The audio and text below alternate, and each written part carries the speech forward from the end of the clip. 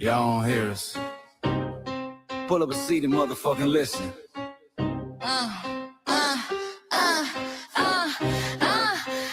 Pull up a seat and motherfucking listen. Hey, pack your bag, time to go home. Talking crazy on our soil where our blood and bones grown. This our grind, we outside on it. While y'all fools on the outside looking, y'all show no respect to Black America, so leave. Hey, Y'all don't get it, so it's time to go home. get the hell up out of America, take your disrespect and just fly on. Y'all don't get it, so it's time to go home. Get the hell up out of America, take your disrespect and just fly on. You landed on the tarmac, fresh off the boat. Talking about y'all building nothing, man, you choking on the note. My ancestors the reason that this country even breathes. Picked the cotton, built the White House, planted the seed. Jim Crow laws, redlined the map, we was the target. You think that struggle's a costume, man, you can't mark it. We fought the wars, we bled the blood, we died for our future's chance. And you come here and give our legacy a side eye while throwing shade on the guard. While you benefit from doors we kicked down with our last breath. Now you spit on the architects who stared down death. Disrespectful, that's disrespectful, ungrateful, a slap in the face to only people who gave a fuck. So let me show your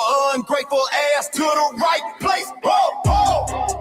Pack your bags, time to go home. Talking crazy on our soil where our blood and bones grown. This our ground and we outside on it. While y'all fools on the outside looking, y'all show no respect to Black America, so leave. Y'all don't get it, so it's time to go home. Get the hell up out of America, take your disrespect, just fly on. Y'all don't get it, so it's time to go home. Get the hell up out of America, take your disrespect, just fly on. Passport, the visa, the privilege to be here. Cause my grandma did march for y'all, so disappear from our land. You cosplaying our pain. Think it's a trend you can borrow, but you ain't inherit the ghosts of our sorrow. We the foundation, the bedrock, the soil, and the root. You not no branch on our tree, and unproductive people always cosplaying me. Talking about we ain't do nothing, you lost your mind. We built this from nothing, time after time. From the beginning to now, we've been the backbone and muscle. Why you look down on the struggle and cause a whole tussle? The energy start with discussing it's whack. So let's make it clear, there's no turning back. This land is paid for in full. In blood, sweat, and tears, and dreams deferred. You don't get to come into a house we built from the dirt and telling Black America y'all ain't worth nothing. That's a violation. Facts. Pack your bags, time to go home. It's our soil on our soil where our blood and bones grown. Show respect, this our ground. Y'all just tenants on a leash. Or get the step. Show no respect to Black America, so leave. Don't get it, so it's time to go home. Get the hell up out of America, taking your disrespect and just fly on. Don't get it, so it's time to go home. Get the hell up out of America, taking your disrespect and just fly on. Yeah, fly little birdies. Fly on back to where you came from. This ain't for you. The sail is sacred. We said what we said, It's time. for y'all to go home. So fly a little birdies fly. So fly a little birdies fly. So fly a little birdies fly. Far, far away from here. So fly a little birdies fly. So fly a little birdies fly. So fly a little birdies fly. Far, far away from here. So fly a little birdies fly. So fly a little birdies fly. So fly a little birdies fly. Far, far away from here. So fly a little birdies fly. So fly a little birdies fly. So fly a little birdies fly. Far, far away from here. Bye bye, little birds.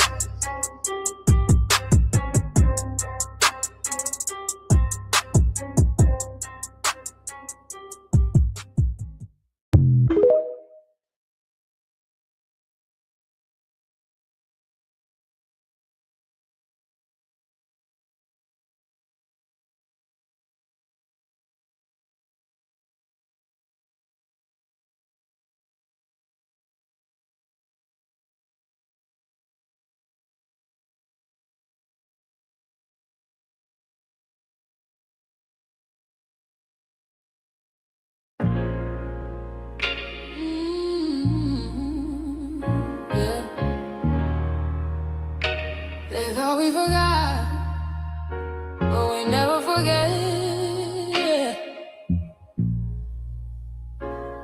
one for the rules. We built this land from dust and tears, 400 years, and we still here. They write new rules, but they don't see every freedom they got came off you and me. We planted seeds, they took the bloom.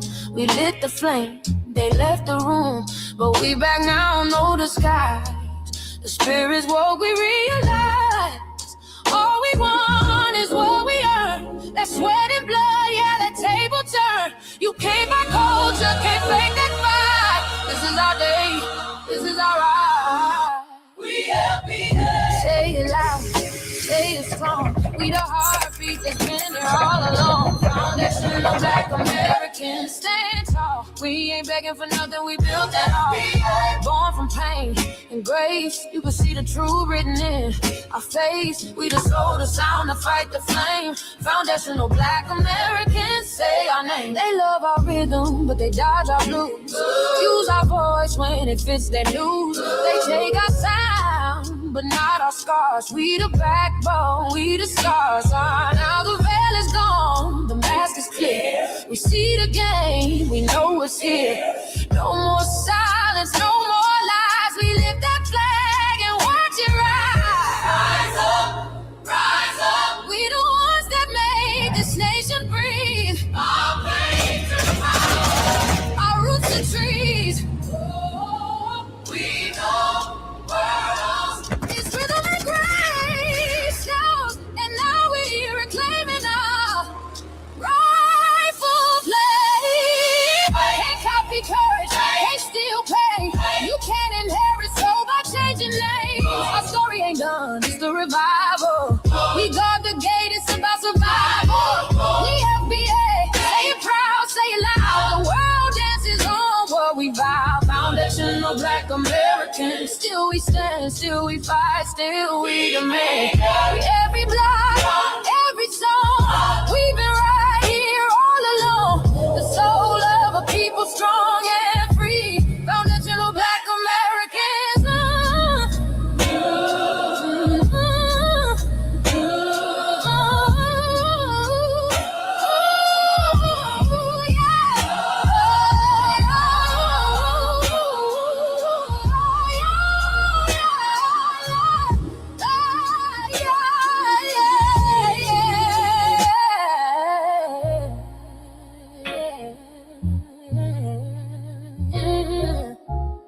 We the first, we the rule, we the fire. Still rising, still here. Foundational Black American.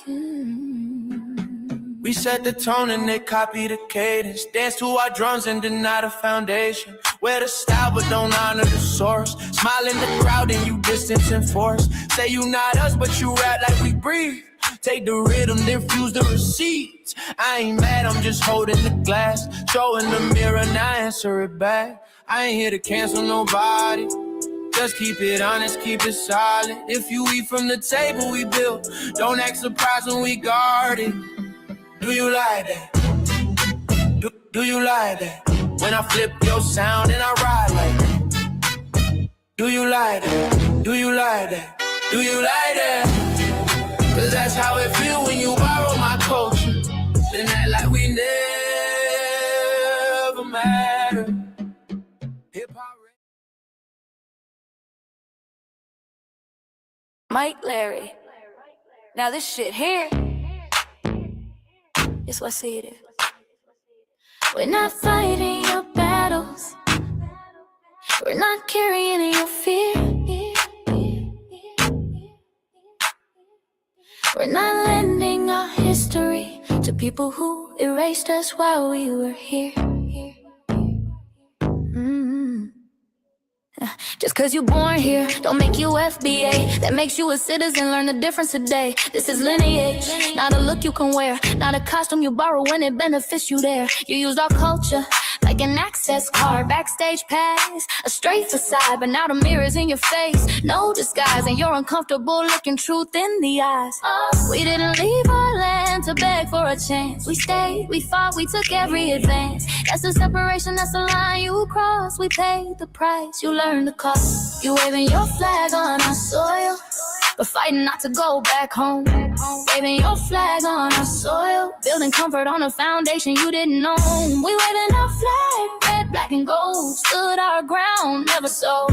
You waving your flag on our soil, but scared to build what you claim you love. Our humor, our style, the way we move, the smoothness, the sound, the things we prove. Music we birth, language we shape, innovation forged under constant escape. Warrior spirit means stay and defend, not flee your land and rewrite the end. You call it success, but don't confuse the two. Ease came after what we went through.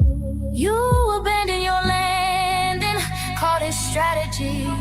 You wave that flag loud, but won't return to build your legacy. That contradiction tells the story for you.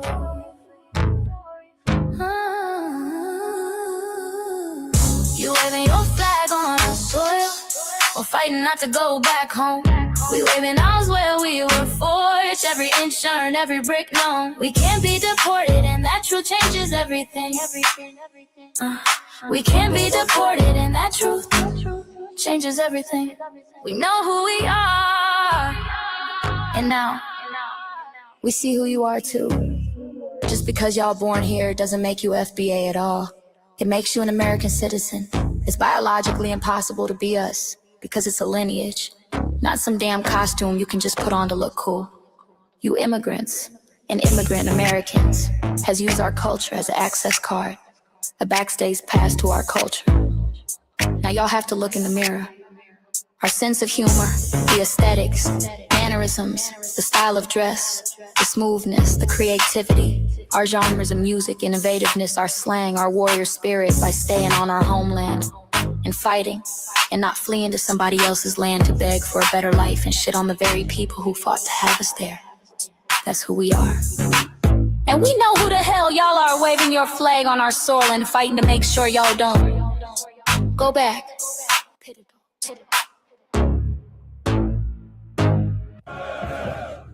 You can't leech off our culture anymore. Beat it!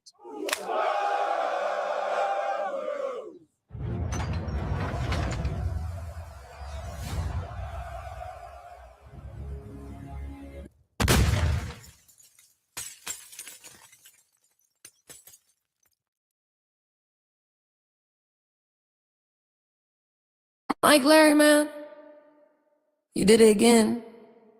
We really making history. Let's go. Do you like that? Do you like that?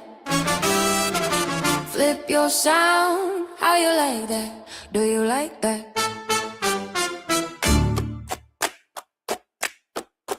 Do you like that? Say it loud, don't walk it back. Do you like that? Do you like that? You grew up mimicking us, now y'all switch it up.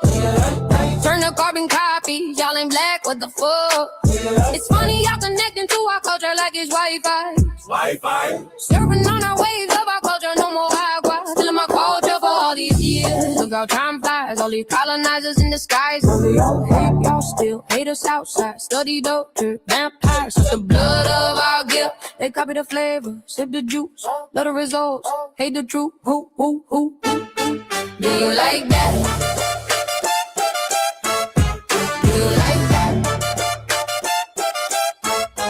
Do you like that? Flip your sound, how you like that? Do you like that? Democratic shields, talking points, the road they fill. Fish and chips, agent on the mic, judging FBAs, but ain't you half white? Talking like you one of us, we need a proof face. The agent type with a prune face, like 50 and Jim, it's a cold game. Throwing stones cause we built our own lane. I'm joking, kinda, but I mean, smile calm, pressure intact. Y'all proud where y'all from, where they flag, beat they drum. But when it's us, tone switch fast. Same pride, but it's too much. FBA pride, lineage solid. You can't put this on, can't try it on. Built here, stayed and fought, that's the difference. That's the card. Do you like that?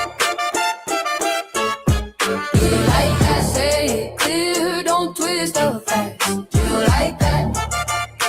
Yeah. Do you like that? Do you like that? Point made. No edit. No care.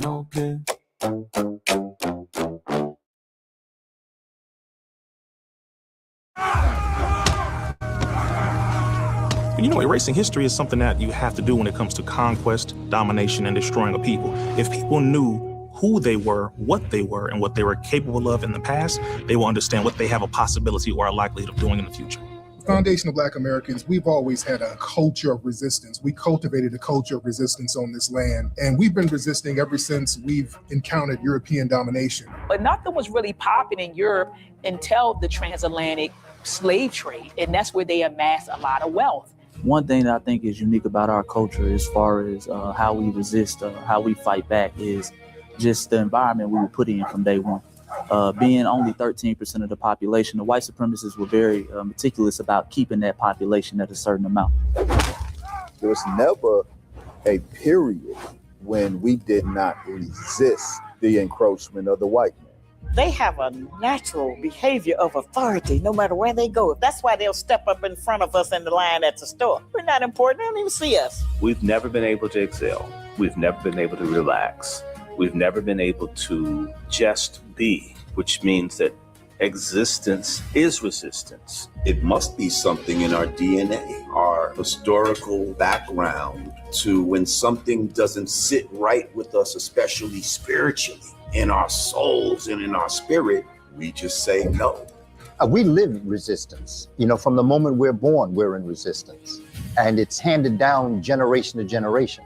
And so I think that cultural resistance is actually in our DNA, in our epigenetics, and then it blossoms out into the culture.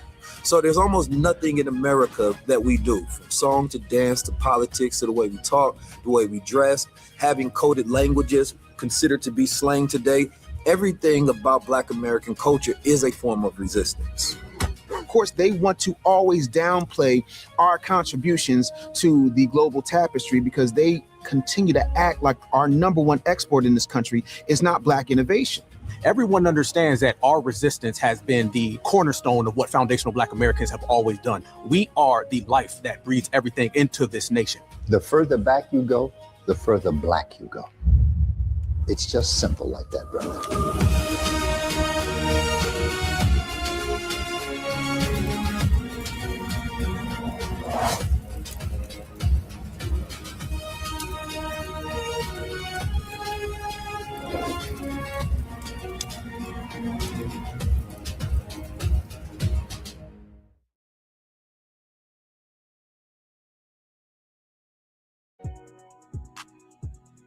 Introducing the B1 Rolodex, the easiest way to search for and support FBA and B1 businesses.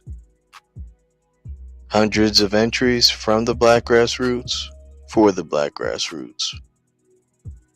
Free to use, free to download, constantly updated. Trouble navigating the document? Try using the map version. Notice a business missing? Use this simple Google form to submit an FBA or B1 business. Also submit anti-Black businesses, which are now being collected in that last tab. Find resources, contact numbers, and much more using the second tab. All the info you need to start practicing group economics today. Go to blacktruthunited.com. That's blacktruthunited.com. All right, greetings, Black family, greetings, and thank y'all for tuning into another episode of I'm your host, Shane Krumah. We're joined with the other host, Shabaka Sankori. Shabaka's Black Experience Enhanced. We might be joined with Lady Che. I don't know. She might be joining us. She might not. But on this season 11, episode 35, or Tray 5, or Grand Rising with Shabaka and the Che's in conjunction with the Frontline Black News, we'll be discussing several topics. The first one is giving our appreciation to those who earned it. Then did Supreme Court just open the door to erase the majority Black voter districts? GOP rushes new maps. Tariq Nasheed talks about the Supreme Court Voting Rights Act decision. South African vigilante incident raises serious concerns, could lead to international consequences. James Comey. Okay, when you say South African, you talking about black people or Boers? I'm talking about black people, Shabaka. Okay. Candace, James Comey is being indicted again over this.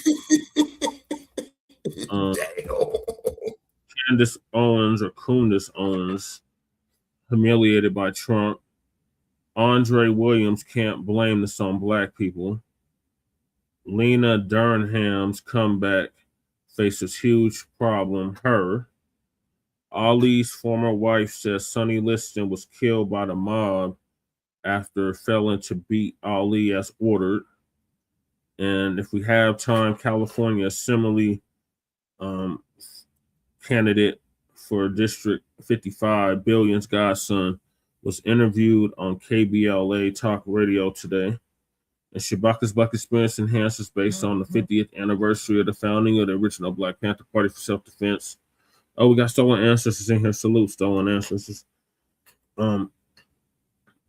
We started back on Blog Talk Radio back in 2016 and have been around for 11 seasons now. Shabaka's Black Experience Enhanced covers the Black experience from the beginning of time until 10 minutes ago. It is also a part of the Frontline campaign and has recently, within the last 2 to 3 years, moved from Blog Talk Radio to StreamYard. Please make sure y'all like and share the broadcast, family. Please join us on StreamYard, YouTube, Frontline Black News. The links to all of our channels are in the description, including Frontline Black News. Frontline Black News 2, our backup channel. Make sure you'll sub up to that, just in case they try to take Frontline Black News down again. Then my personal page, Jesse Parasick at A-Chain and Kruma. That's how we stream all the city council meetings for Denver and Aurora and the local Denver events, Black events in Denver and Aurora. And if I have time, some like little community meetings like I did yesterday with the punk ass police. Ugh, God, that was sickening.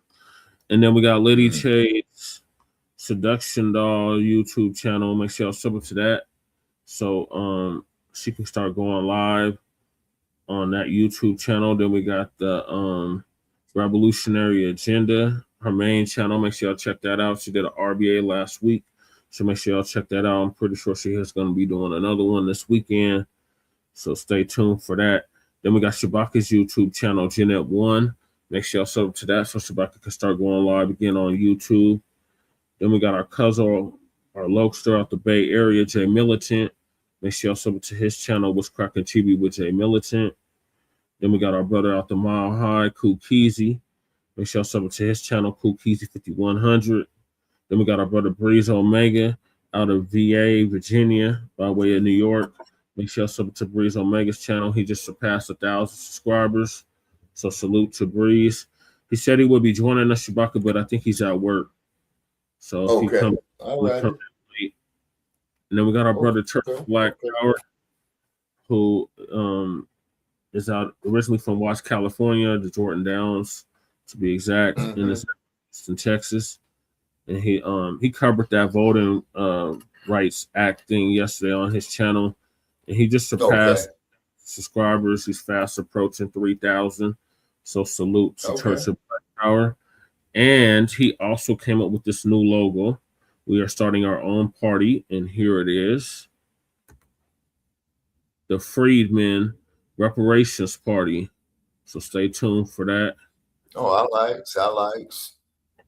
And then we got our brother Black Truth United, who has been on hiatus, but did come up with the B1 Rolodex, which I just showed the ad for, which is a modern day green book for FBA and B1 businesses all across this country. So to submit your business to the Rolodex, the link is in the description, and the link to the Rolodex itself is in the description. And yours truly is in the Rolodex for my political work. Then counsel the Congressional Black Caucus and create a foundational Black American caucus. Long overdue. Should have been done at least 20 years ago. Please sign the petition at change.org. Petition is in the link is in the description. Then we got Take Action Now. Our sister Brooke out of New York's call to action. the link to her call to action and submit the letters to the New York State Assembly to get a freedmen's bureau in the state of New York is in the description. Then we got Lady Chase GoFundMe. Make sure y'all donate to that if you haven't already. Then we got the 103-year-old elder who's on the verge of losing her home in South Central Los Angeles. The link to her GoFundMe is in the description. And then we got myself, support me, Jesse Parrish for House of Representatives. I am on the ballot here in the state of Colorado. So like Max said, vote for Jesse. The link to my website is in the description.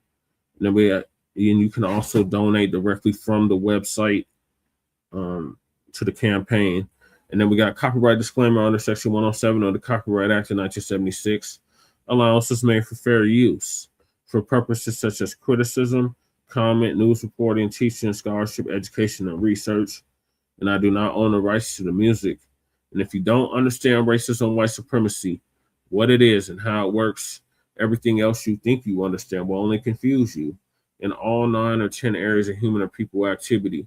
And that is economics, education, entertainment, labor, law, politics, religion, sex, and war.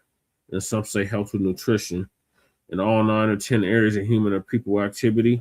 And that was by Mr. Neely Fuller Jr., who transitioned exactly a year ago at the age of 95, ProduceJustice.com. And when you are a Black person or captured by any race soldier, you must never fuss, fight, or flee. Comply and defend yourself in court, also by Neely Fuller Jr., ProduceJustice.com. And last but certainly not least, we got racism, white supremacy is conscious and subconscious behavior to maintain white genetic survival, to prevent white genetic annihilation. And that was by the late, great master teacher, Dr. Francis Cress Wilson, who transitioned exactly 10 years ago at the age of 80 and would have been 90 as of about a month ago. So salute to her and salute to our brother, FBA brother Tariq Nasheed, for paying for her funeral along with several others. So those are the topics. Make sure y'all hit that like and subscribe button. All right, Shabaka, greetings from the mile high income and illegal migrant flooded city.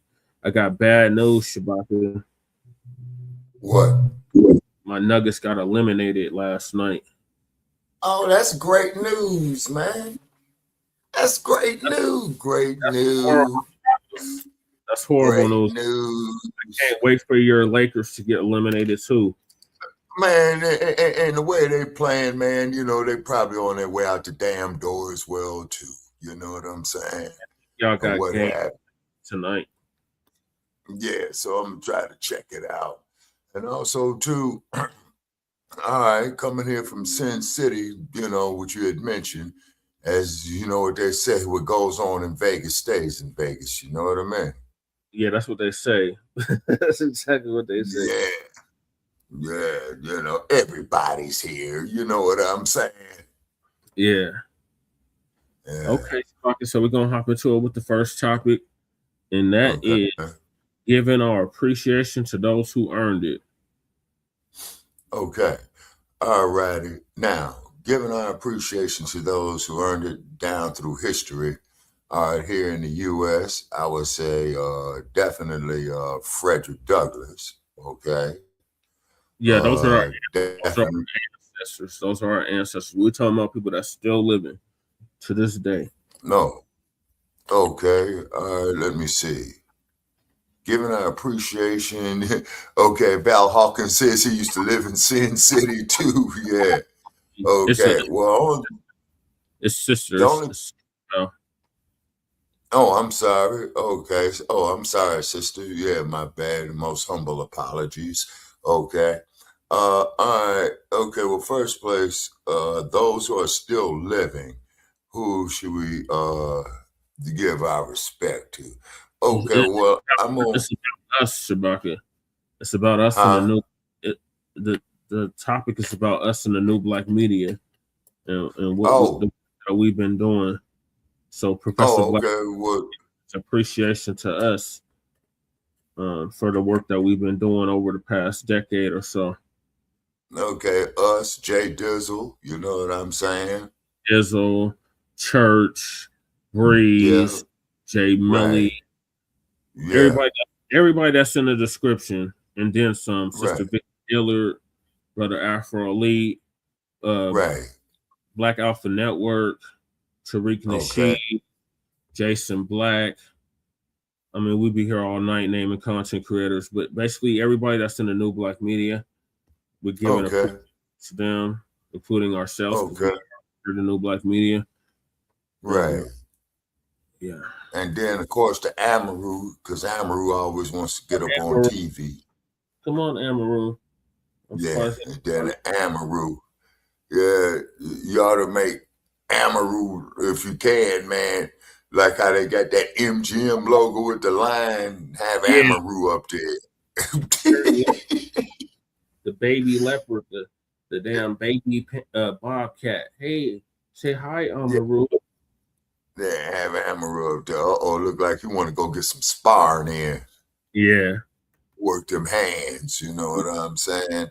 And then also to our idiots who are out there, you know, that hate on us and what have you. We appreciate you idiots as well too. Okay. All right. Now, the other one. The problem with these idiots, okay, because I had some fat hillbilly ass fuck tell me, all right, is that say they need to get rid of all you colored folks, y'all is a bunch of criminals and all that. So therefore I told this pot gut sack of shit. I says, do you know, idiot, if it wasn't for us, that your fat ass would not be getting certain medical conditions that you got going on. You wouldn't exist. And then there's some coon ass bastard out here wearing a damn Trump hat, cowboy hat, stars and bars and all that. And I was going back and forth with this trick, and I just came to the conclusion that this person was seriously mentally ill. Okay. Yeah. Now, you remember, Brother Chet, that we had discussed, man, is that they thought that the slave was mentally ill to want freedom. Yeah, right? they called it dreptomania. Dreptomania. If you want to be free, you had dreptomania. Had dreptomania because if you wanted to be free. Okay, so what type of mania does Amaru have for wanting to be a kitty? It comes natural. Right. Okay. Now, what kind of mental disorder that a dog has that you can only kick it so many times before he sinks his teeth into your ass? That's called becoming a dog so many times before the dog attacks you. Right. Now, another thing that I came across, people, that you're going to love this. Okay. There was a story of this elephant, right? Yeah. And there was a hunter that shot at the elephant. Mm-hmm. So the elephant went there and stomped the hunter to death. Yeah. Yeah. Okay, so this is some memories. Yeah. So this is some type of dementia on the elephant, right? No, elephants don't have dementia. They have the best memory out of all animals in the animal kingdom. Exactly. And then the elephant could go on and live to be like 200 to 300 years, I believe, correct? Yeah, at least 100 years. Okay. So therefore, the elephant will never forget who tries to hurt them. So he must be mentally ill as well, too, right? No. Okay. So therefore, when the Black Panthers returned fire, when they were fired upon, exercising their constitutional rights, that they had dementia too, right? If you let them troglodytes tell it, yeah. Yeah, okay. But however, the troglodyte is an unclean savage. He does not believe in washing his ass. And I've been going back and forth with these idiots, man. You know what I'm saying? For the last 3-4 days. You know what I'm saying? Okay. And then the troglodyte is going to come up here and tell us our people's history. Nabisco, you cannot do that. Now, the reason why you cannot do that is because if it wasn't for us, your nasty, funky, stinking ass would not be in existence. Right. You see? So I'm sure we're going to have idiots coming in the chat room this morning, okay? And well, we no, get idiots. article. So we should just have our regular crew in here. Oh, okay. All righty. So therefore, when we get all this hate mail, you know, that comes into our inboxes when I share the link out, you know, to the show, and after we're done, and you know, people probably perhaps look at the playback and what have you, they call me a black racist, but I don't own any. I don't own any banks. Right. I mean, I don't own no major media like CBS, NBC, what have you. Mm-hmm. I don't control any police departments. Nope. As we all know, who evolved from slave patrollers. Mm-hmm. Well, Goddess Navi, well, I'll be. Good day to you too, young lady. You up early this morning with us? Okay. All right. And then like Dumpster, okay. Just the way how they was sitting there, you know, putting their noses up his ass. You know what I mean? I found it very, very disgusting. I found it foul. You know what I mean? It was like an act wrong within itself. Okay. Hey, Val Hawkins, how you be? How you be? Okay. And then they sitting up here, man, these sycophants, like bum rushing to get their noses up his funky, nasty, stinking ass. Mm-hmm. See, people, you have acts that are against statute. Mm-hmm. You have acts that are wrong within themselves. Then you got acts, man, that are just downright unfucking believable. You know what I'm saying? And then the Booze Brothers, okay, Hexeth, he was up there talking his shit. The Parrot Nose Cross-Eyed Drunk, you know, I think he might went on another binge, Brother Jay. Yeah, you talking about Cash Patel. Yeah, ain't seen dude in a couple of days, man. So he's probably up there trying to get Shorty out of jail. After all, he runs the FBI, right? So he puts people in jail. This motherfucker's trying to get Shorty out of jail. And then, of course, a lot of OGs out there know what that means about getting Shorty out of jail.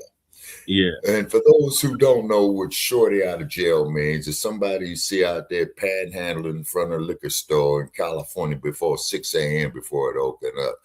Hey, man, I'm trying to get Shorty out of jail. I need a little change trying to get Shorty out of jail. And I never forget the first time I heard that term, man. Let me see. I was about 28.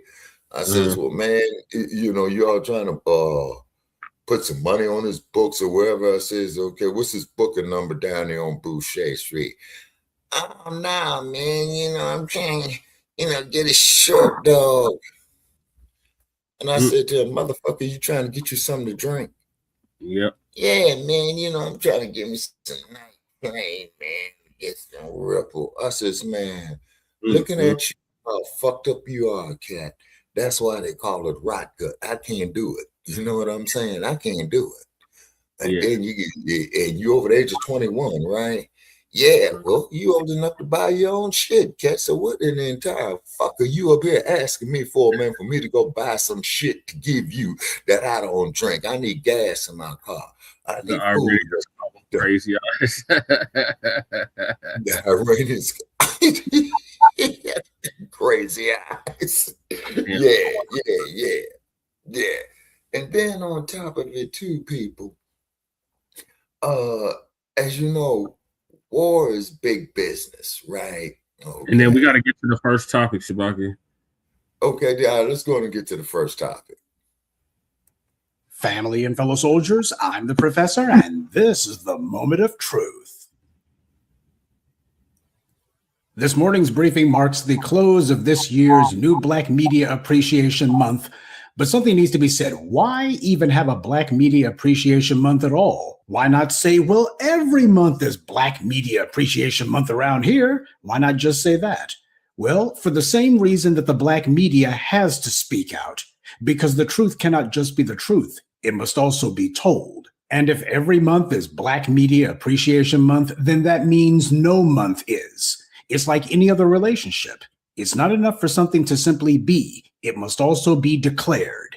Expressing what we care about is every bit as important as what we care about. And it's important that at least for a good 30-day period, we remind everybody who the true dynamo is here. Who is the actual rocket engine, the locomotive that's pulling this train of Black empowerment? It's you. Everything that's put pressure and pain on our enemy was done by you. It doesn't matter who's behind the microphone. Doesn't matter who's in front of the camera. What matters is who's watching them, who's listening to them, and who's reacting to them. What matters is you. Whatever it is that people credit to the Black grassroots is in reality your effort, your strength, your voice. Because that's the reason why all of this is happening. Now, that may be difficult for some people to see, especially if they listen on a daily basis. But if you're the ones who are actually here behind the microphones, posting the videos, you are excruciatingly aware that the only reason this is happening is because of you. So many of you leave messages and say things like, "We thank you for what you do." And I am humbled by that. But the reality is, I'm the one grateful for what you have done. See, as a mouthpiece for the Black media, I can be as dedicated and devoted and persistent as I want to be. I can go ahead and post from can't see in the morning till can't see at night. I can go ahead and do 24/7, but without you, yes, you, I would just be talking to myself.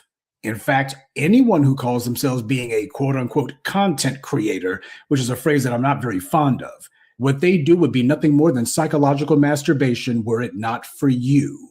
And it's not just something that needs to be known, it also needs to be said by those people. The entire reason that we were able to break the backs of the bootlicks and cause a sea change in what passed for Black discourse is because you starved the enemy for oxygen. You starved the bootlicks for attention. Yes, I can get up here and say bootlicking is a career path that doesn't come with a retirement plan, or the white media can give you a platform, but they can't give you legitimacy. But only you can make those true statements. The only reason that anything I or any other person in the Black media says has any validity is because you give it validity. You're the ones who take the words that we say and make them true. See, when you got the white media putting you on TV and giving you all of these little articles and pretending like you're a big shot, when you got the white media writing you a paycheck on a weekly basis and you think you got it good, it's very easy to tell yourself that, well, you know better than the rest of those Black folks out there, because after all, if you didn't, why would all of these good white media types be giving you money and making you prominent? It's very easy to fall into that trap, especially when you live in a white media bubble where the only opinions you hear are your white paymasters and you don't hear the opinions of Black people at all. But that's the reason that so many of you stopped listening to these bootlicks on the airwaves and began listening to the truth tellers online. This is why we have these shills, plants, agents, and ops slithering around here trying to convince you that you need to stop fighting. After all, your demands will never be met, etc.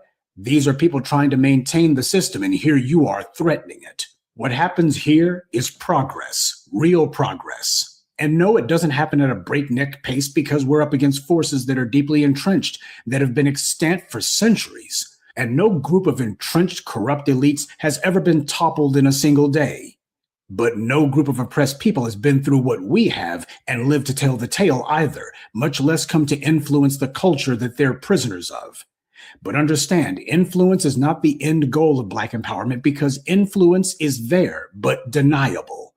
What we're fighting for is to go from influence to control of our circumstances. And I said it, control. And no, that's not some lofty goal somewhere on the horizon that Black folks may or may not reach for. Black people understand full well that if our focus is on power and not on shoes, clothes, and clout chasing, we would have a lot more points on the board. And that's why we're doing what we're doing.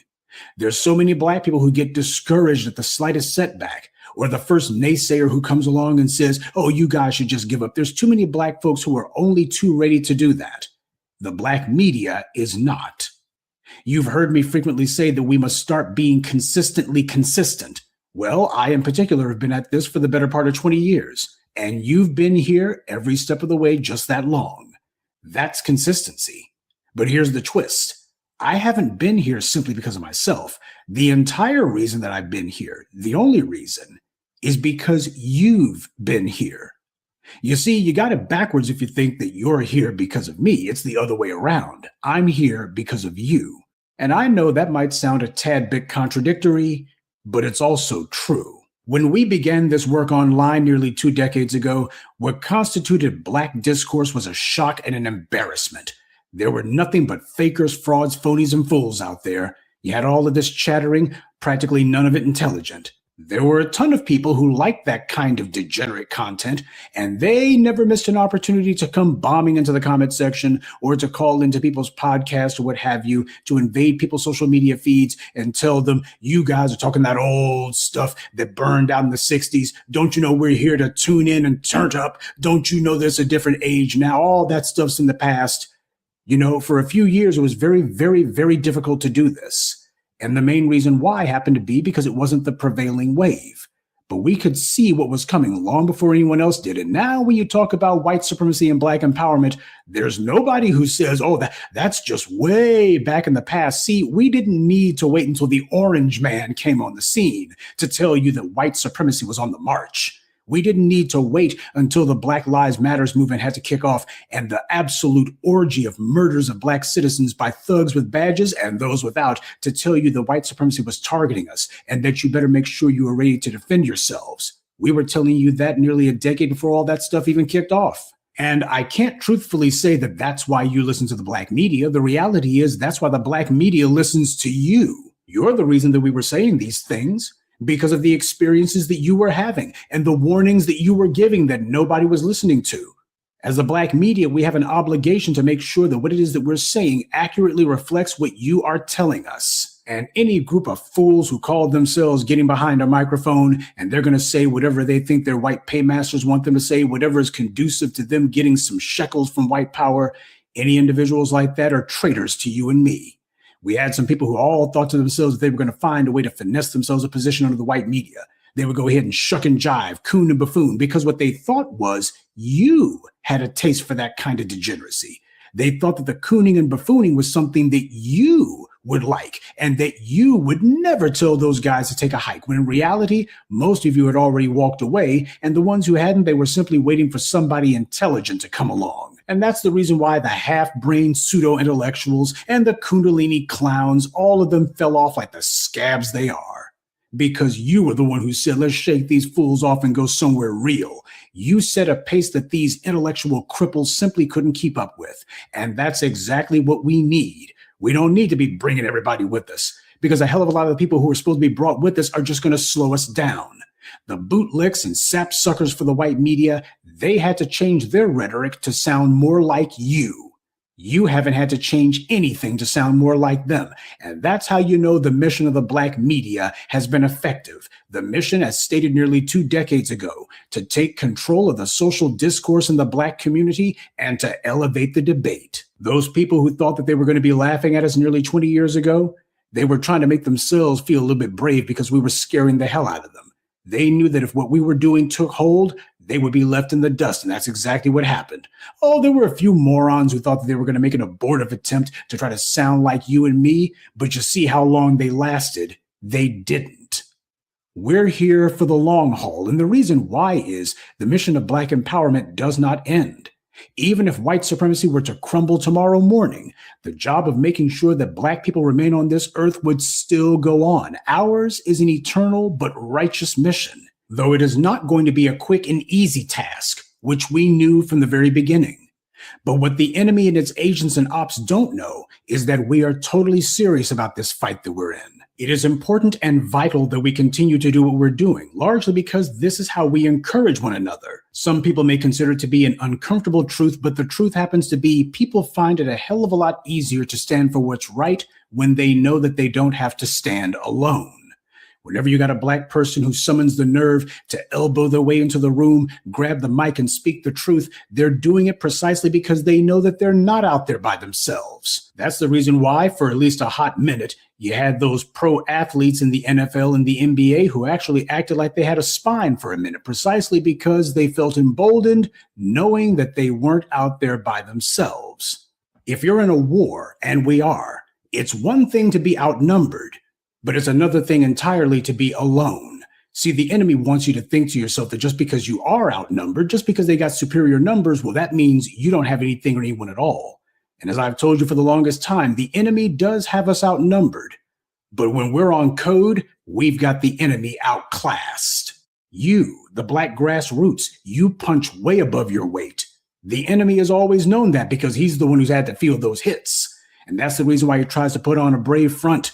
That's what you got to do when those hits are stinging like that. He's sitting there going, man, I know that we had these people on their knees, and yet every time they hit us, it hurts. He's got to put up a brave front regardless. Say, that didn't mean anything. Meanwhile, he's like, man, a few more of those and I'm done. Do not let anyone tell you that your voice doesn't matter. Do not let anyone try to lie to you and tell you that your resistance is meaningless. Don't let anyone try to convince you that your fight is apparently a hopeless one. We've had people both inside the Black community and certainly outside of it trying to tell us that lie for 500 years. And if we listen to it, the chains of chattel slavery would never have been broken. That didn't happen in a single day or even a single generation, but it did happen. Why? Because of persistence. Keep that in mind when you have these agents of white supremacy trying to call themselves telling you to stop fighting. As the good book says, the race goes not to the swift nor the strong, but to the one who endures till the end. That concept that bringing about big changes is a marathon and not a sprint, that wisdom is literally thousands of years old. And yes, it's true that we haven't always been persistent 100% of the time. In fact, we haven't even been on code 100% of the time. And that's the reason why we're doing this, is to remind us that the times that we've actually been able to get what we're supposed to have has been when we've been on code and that we've been consistent. We know what it is that we're fighting for, and we know why it's important. You see, the enemy only has what they hate. That's the only thing that they care about. They don't love anything, not even each other. You can look at their history for the facts on that one. The orange man is the perfect embodiment of the conceit of white supremacy. Vicious, hateful, telling himself all sorts of grand things about himself that aren't even true. No matter what he says, it's all about him. His supporters don't care either. All he has to do is heap scorn on their enemies, go ahead and feed what they hate, and that alone is enough for them to forget they've taken up residence inside a burning house.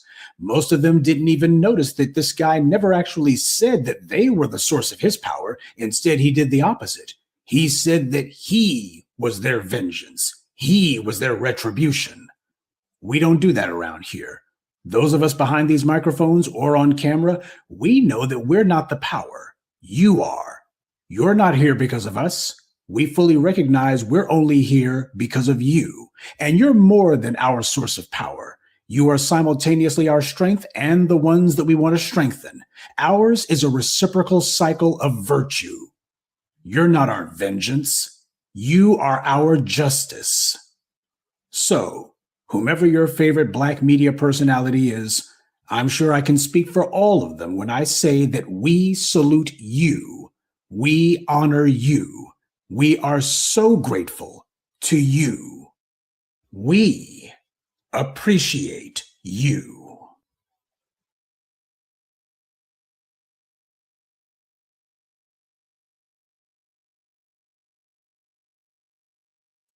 Okay, Professor Black Truth. All right.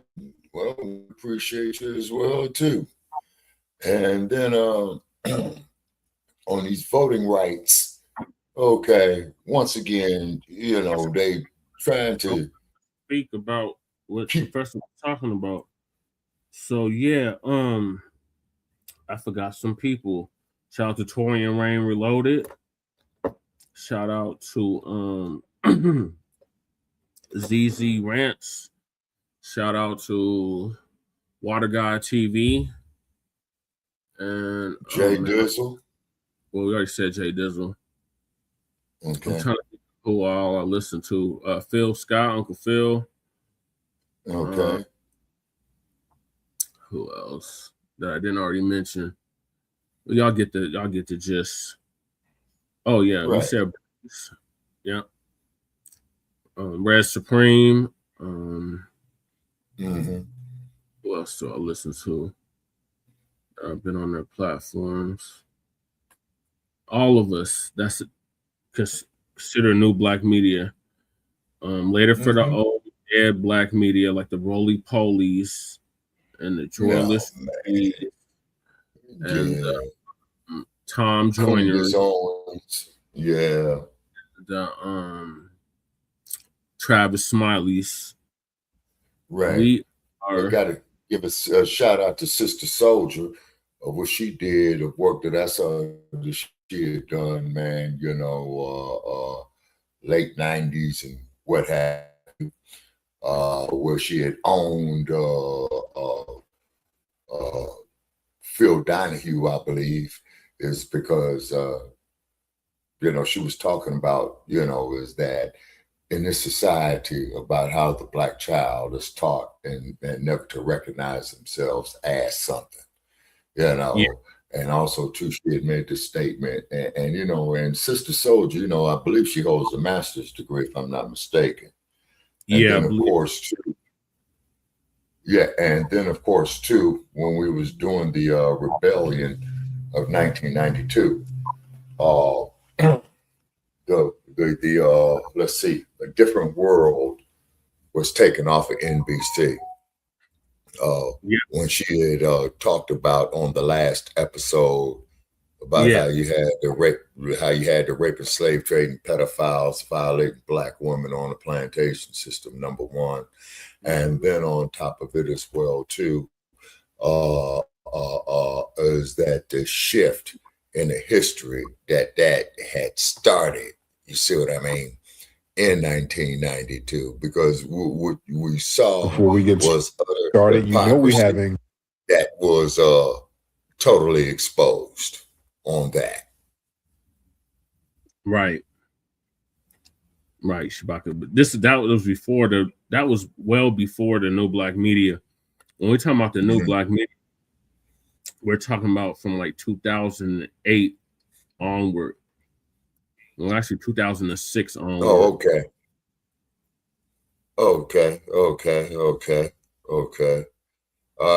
You know, us, Jay Dizzle, you know what I'm saying? Kookeezy, okay.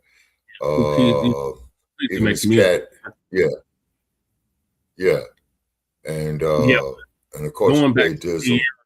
There was nobody like that. Like, we came later.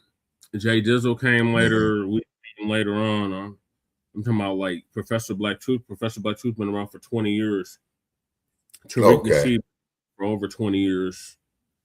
Jason Black's been around for about 15 years. Okay, so then those would be the pioneers of it. Yeah. Yeah, that would be the pioneers of it. You know, this phone keeps going on here. Uncle Phil been around 15 years. Okay. Yeah. And then the cold part about it is there was a dude, man, let me see.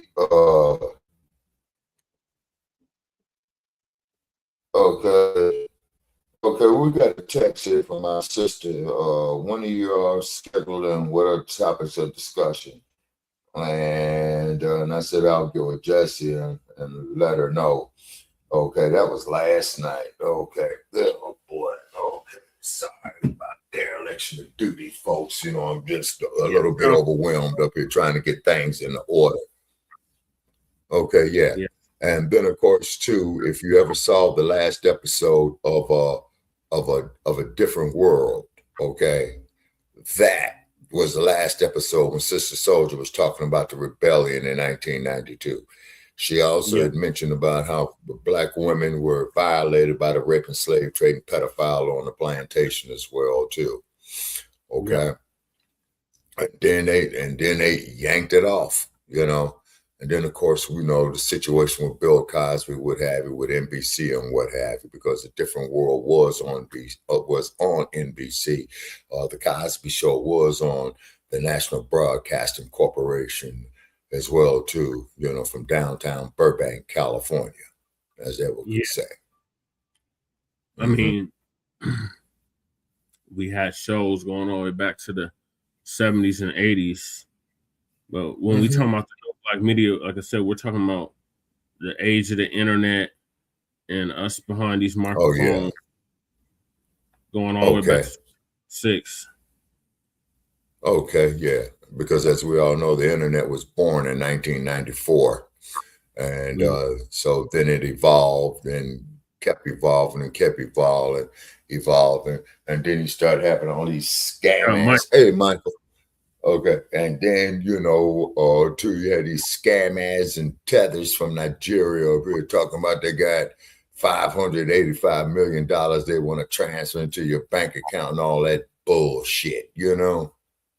Yeah, Shabaka, we'll just stick on the media. So back when this first started, the discourse was all over the damn place. What constituted Black media, like he said, Kundalini energy, spells, and basically metaphysics and EBT talking.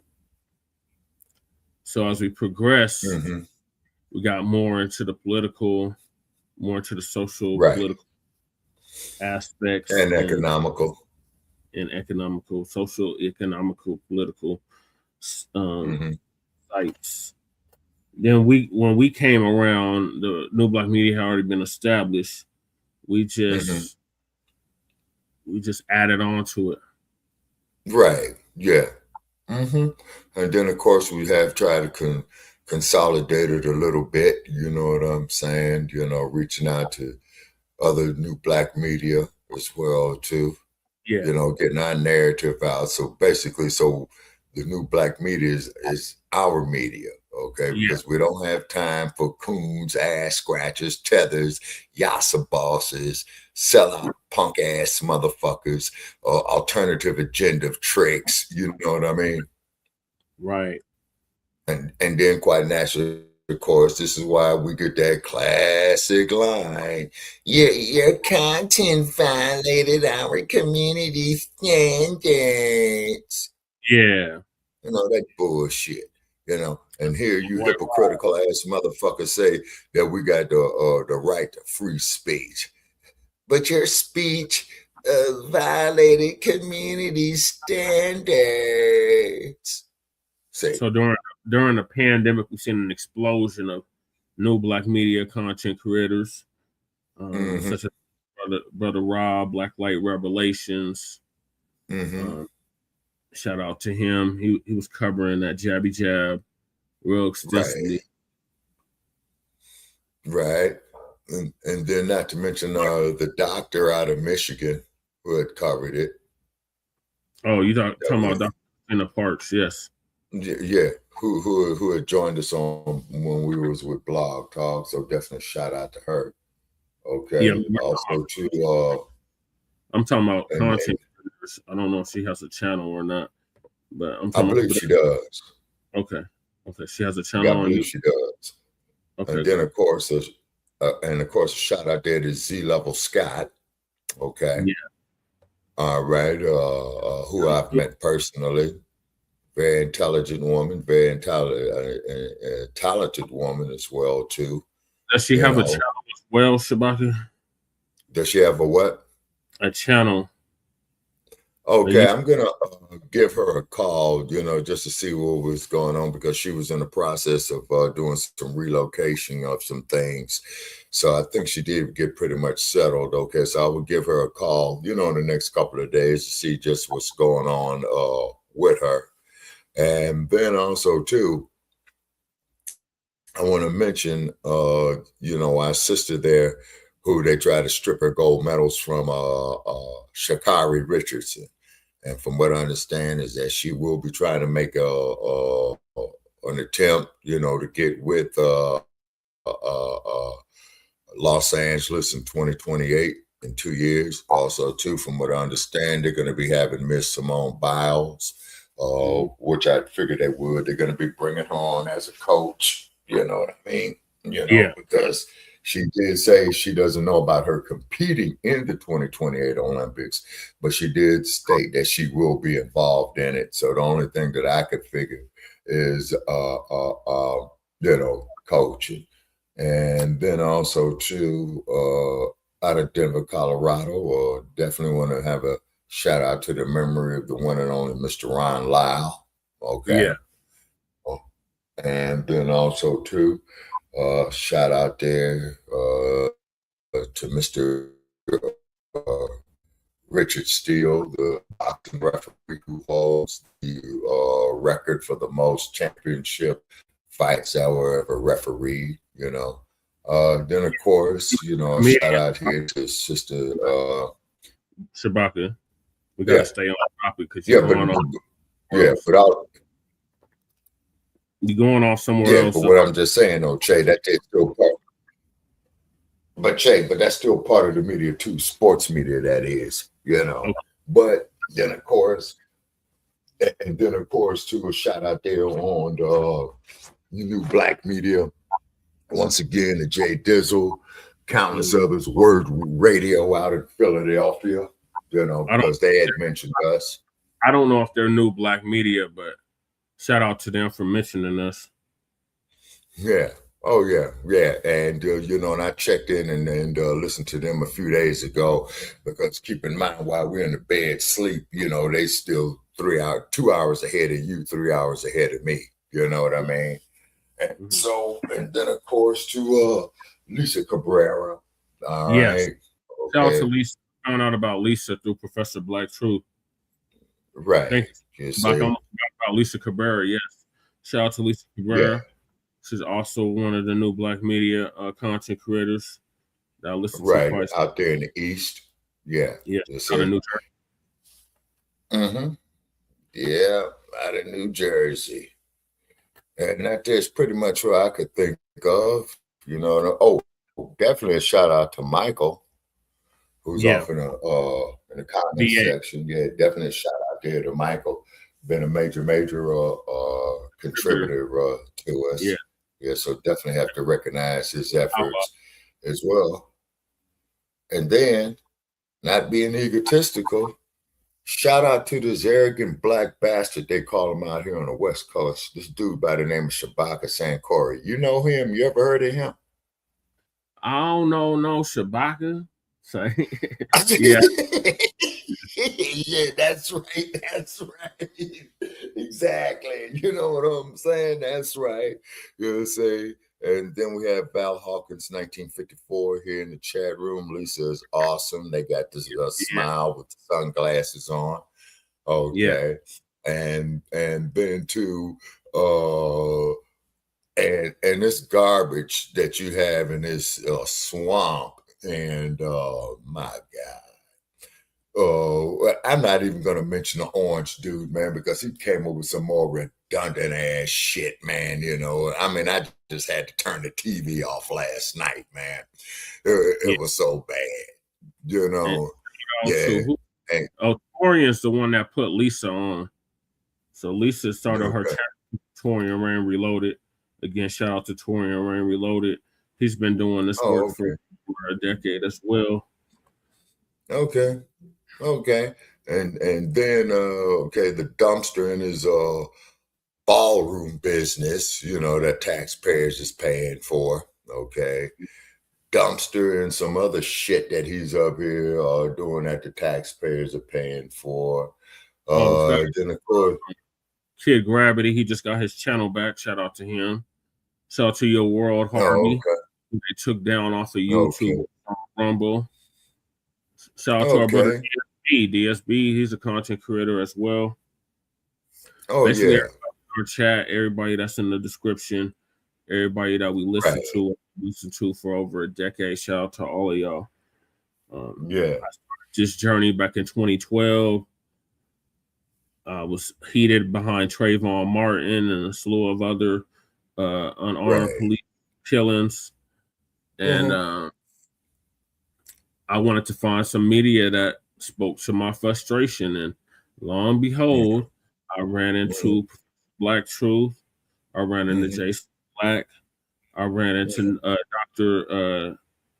Claude Anderson. Shout out to Dr. Claude Anderson as well, because he's the one that put us on this delineation before it was cool. Shout out to who else was I listening to back then? Oh, Neely Fuller Jr. produced Justice, Toptainment Radio. Yep, all of it. Black Thoughts and Theory with Alex Cream. May he rest in peace. Yes. Yeah, because that's how I met you, was on Black Thoughts and Theory. Yep, sure was. Yeah. And then, of course, like I said, Sister Z Level Scott. Okay. Yeah. The great work that she's doing, you know what I mean? She's an educator as well, too, so she's working on some great things, you know, and I'll be giving Sister Z a call in a few days. She's a content creator as well, even though she's Sister Akshita. Oh, yeah, definitely Sister Akshita. Then also, too, to the memory of Mandela Khan. Yes, Mandela Khan, yep. Okay. And then on top of it too, and we got to give this cat credit, Brother Che, although he's missing in action. Okay, the one and only Sarge. Oh my God, Sarge, Shabaka's nemesis. Yeah. You know what I'm saying? So Sarge, where's you at, you lousy scoundrel? You know what I'm saying? Remember Pianki? Old Pianki. Pianki. Yeah, although I told Pianki, you know, toward the end of our blog talk days, I said, well, brother, if I offended you in any way, you know, deeply apologize. Then finding out research and history off the continent of Kemet. Do you know that Shabaka and Pianki were brothers? Yep. Yeah. Pianki and Shabaka were brothers. Yeah.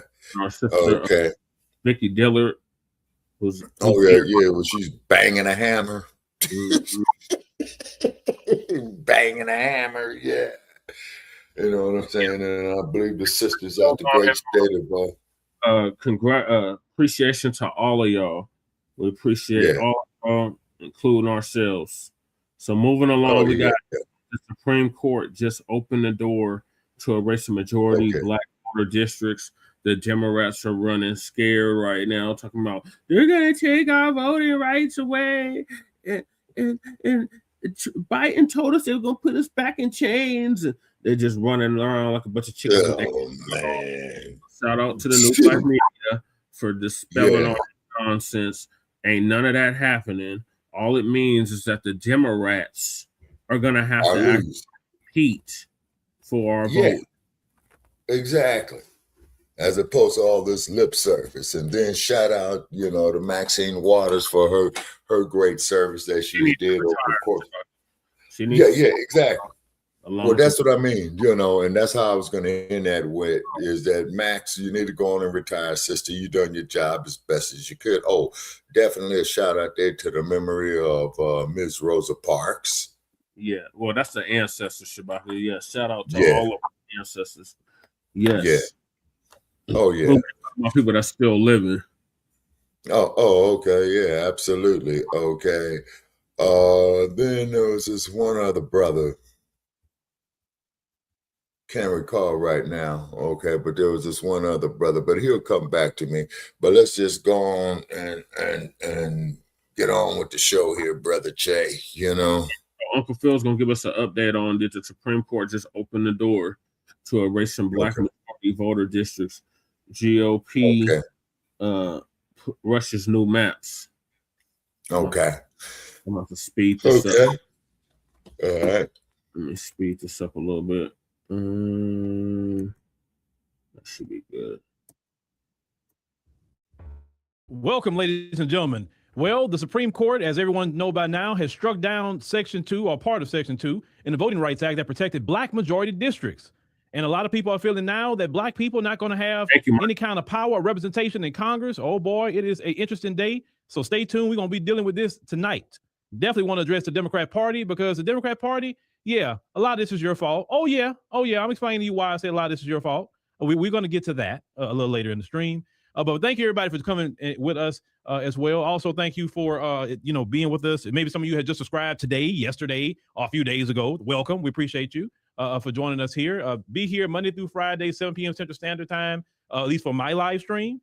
We have other journalists who are posting content as well on the platform. So make sure you watch everything that everybody has, whether our journalists on the continent is reporting on African news, right, constantly, or people like Sister Demetra or Emma in Canada, or we have people all over reporting the news. So make sure you watch everything that you can. Also, once again, thank you for being supportive of our app. Joining our app is the place where you can get the whole of our platform. We can post whatever we would like on our app because we own that. Here we are leasing, right? That's why it's called a YouTube channel. So the best way to support us is on the app. $9.99 a month, less than any kind of breakfast combo. And that's only one time a month. Or you can join annual, or you can join quarterly. It depends on whatever you would like. We're trying to get our first milestone of 5,000 members. We're tracking that. We're going up. But we can get, it'd be great. We can get an additional 600 people to join to hit our next milestone, right? So thank y'all in advance for supporting. All right. So let's go ahead on and run our little quick commercial, and then we'll be right back. And let's get into it, because we're going to talk about this tonight, because the Democrat Party think that they'll have a hand in this. It's just Trump in this. In H-Town, we want news that speaks truth, just like we do. ADNC keeps me informed and him inspired. We've been through too much to trust mainstream media. This feels like us.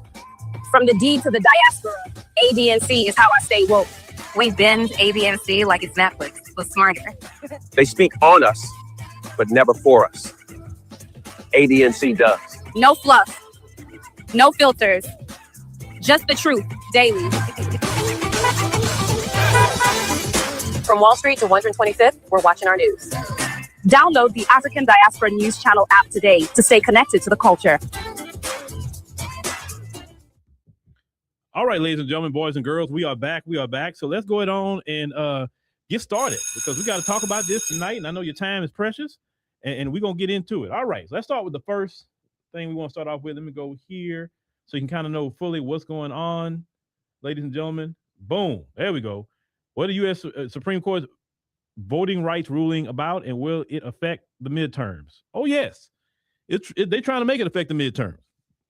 Now, I say right-wing justice in Louisiana versus Cali led a 6-3 vote to redraw congressional maps and a blow to the Voting Rights Act, okay? It's interesting they post 2 black people on this article. Like that's only going to affect us, but all right. So they say the Supreme Court issued a landmark ruling on Wednesday, Louisiana versus Cali, that said relating to how states draft congressional maps under key civil rights statute, the Voting Rights Act, say by margin 63, the right-wing justice who control America's top court ordered Louisiana to redraw congressional maps that gave African Americans a chance to elect their candidates of choice proportionate to their population size. The majority dismissed this as an unconstitutional racial gerrymander. It's a decision to prohibit what is known as race-based redistricting. They say discards one of the main tools that have been used for decades. They say to protect minority voters from racial discrimination. They say it is a severe and some say terminal blow to the Voting Rights Act, which has been the mainstay in the fight to overcome the harms of U.S. slavery and Southern segregation since it was framed in 1965. So some Southern states are already moving to back the ruling to redraw maps and to gut the power of black and other minority voters. Donald Trump was asked on Wednesday whether states should do that now and replied, I would. He said, here's what we know. He said, okay, fine. So it said face value. It said the Louisiana versus Cali focuses narrowly on Louisiana's congressional maps. Lawmakers abiding by existing law had drafted maps. They included 2 majority black districts out of 6, roughly proportionate to the state's population, which is 1/3, let's say, African American. Let's say a group of white voters, make sure we pay attention to that. A group of white voters, let's highlight that, sued, arguing that the drawing maps specifically based on race was unlawful discrimination under the U.S. Constitution. The Supreme Court majority agreed with them. They say the ruling dramatically changed the terms of the key provision within the Voting Rights Act known as Section 2. They say from now on, the state's maps can only be challenged where it can be shown that there were intentional racial discrimination. It says there are different standards to prove, and one that Congress has almost half a century specifically avoided. in a 1-2 punch. The ruling also says that race may no longer be considered when proposing alternative maps. All right. So let's talk about that. So basically, when they struck it down, it says that any black majority district, the old maps, you say, hey, we can't just we got to have some districts for black people, period. So that was put into the Voting Rights Act. They've been going after the Voting Rights Act forever. Now, why would they keep going after the Voting Rights Act? Why? Why would they spend this much money and time going after the Voting Rights Act? If voting rights was no big deal, then they would not go after it, right? So it lets you know that voting is a very important tool, and they want to limit the black vote much as possible. And they definitely want to limit Democrat rule. Now, here's the thing. Democrats are the party that gets a block vote from black Americans. At least what they say, 83% of black Americans vote Democrat. 83% as of the last Pew Research poll. So if you are Republicans and you want to possibly hold a majority, then it would make sense to come after the black vote, because black people vote 83% Democrat, period. So if you get rid of the black districts, then the Democrats really don't have much to stand on, because black people is the one that keep them in power or get them out of power based on how much we vote or don't vote. You know what I'm saying?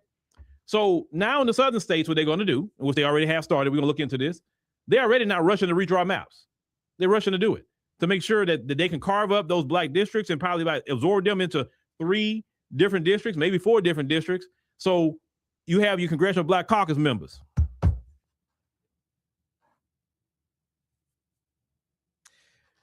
You have Congressional Black Caucus members. Now they're worried. They're estimating 19 Congressional Black Caucus members are concerned that their district is about to go away and they won't have a seat. You know, they probably go the way of Jasmine Crockett.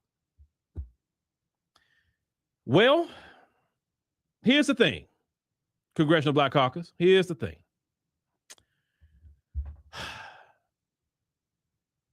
I know you want people to stand up and fight for you right now about what's going on and what happened, okay? And in a normal circumstance, we should. Here's the problem. You wasn't standing 10 toes down for FBA. And I'm always use her because she's the perfect representation of what I feel a politician should be in the area of fighting for their people. Ilhan Omar. She fights for Somali, right, wrong, or indifferent. She don't speak against Somalis, no matter what Somalis do, that's wrong. She's advocates for Somalia and Somalia. That's what she do. You guys are way more in number than she is. She's louder than you by herself. You don't advocate for FBA. You don't advocate for cash payment reparations. So what are we really getting by the 19 of you that possibly may not be there?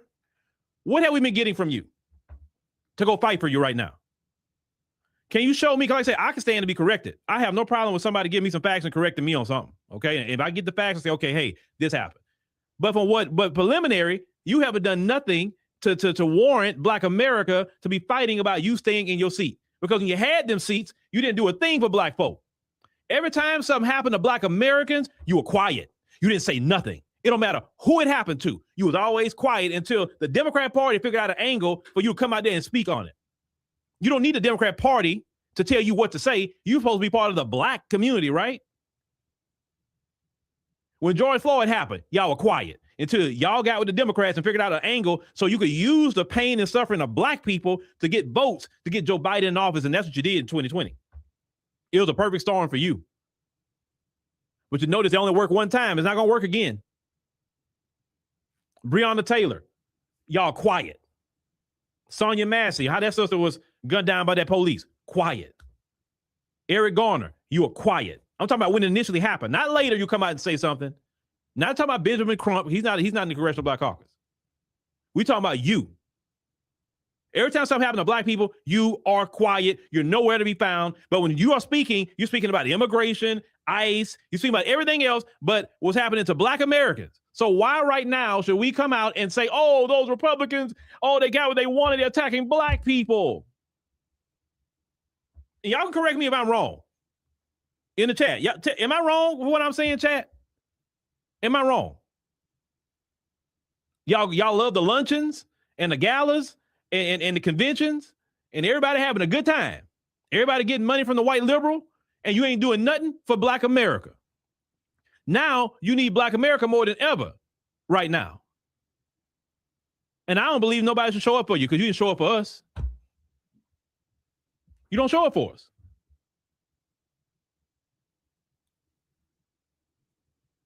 You go along to get along with the system. And now the system is possibly kicking you out because they don't want you around. See, this is the thing.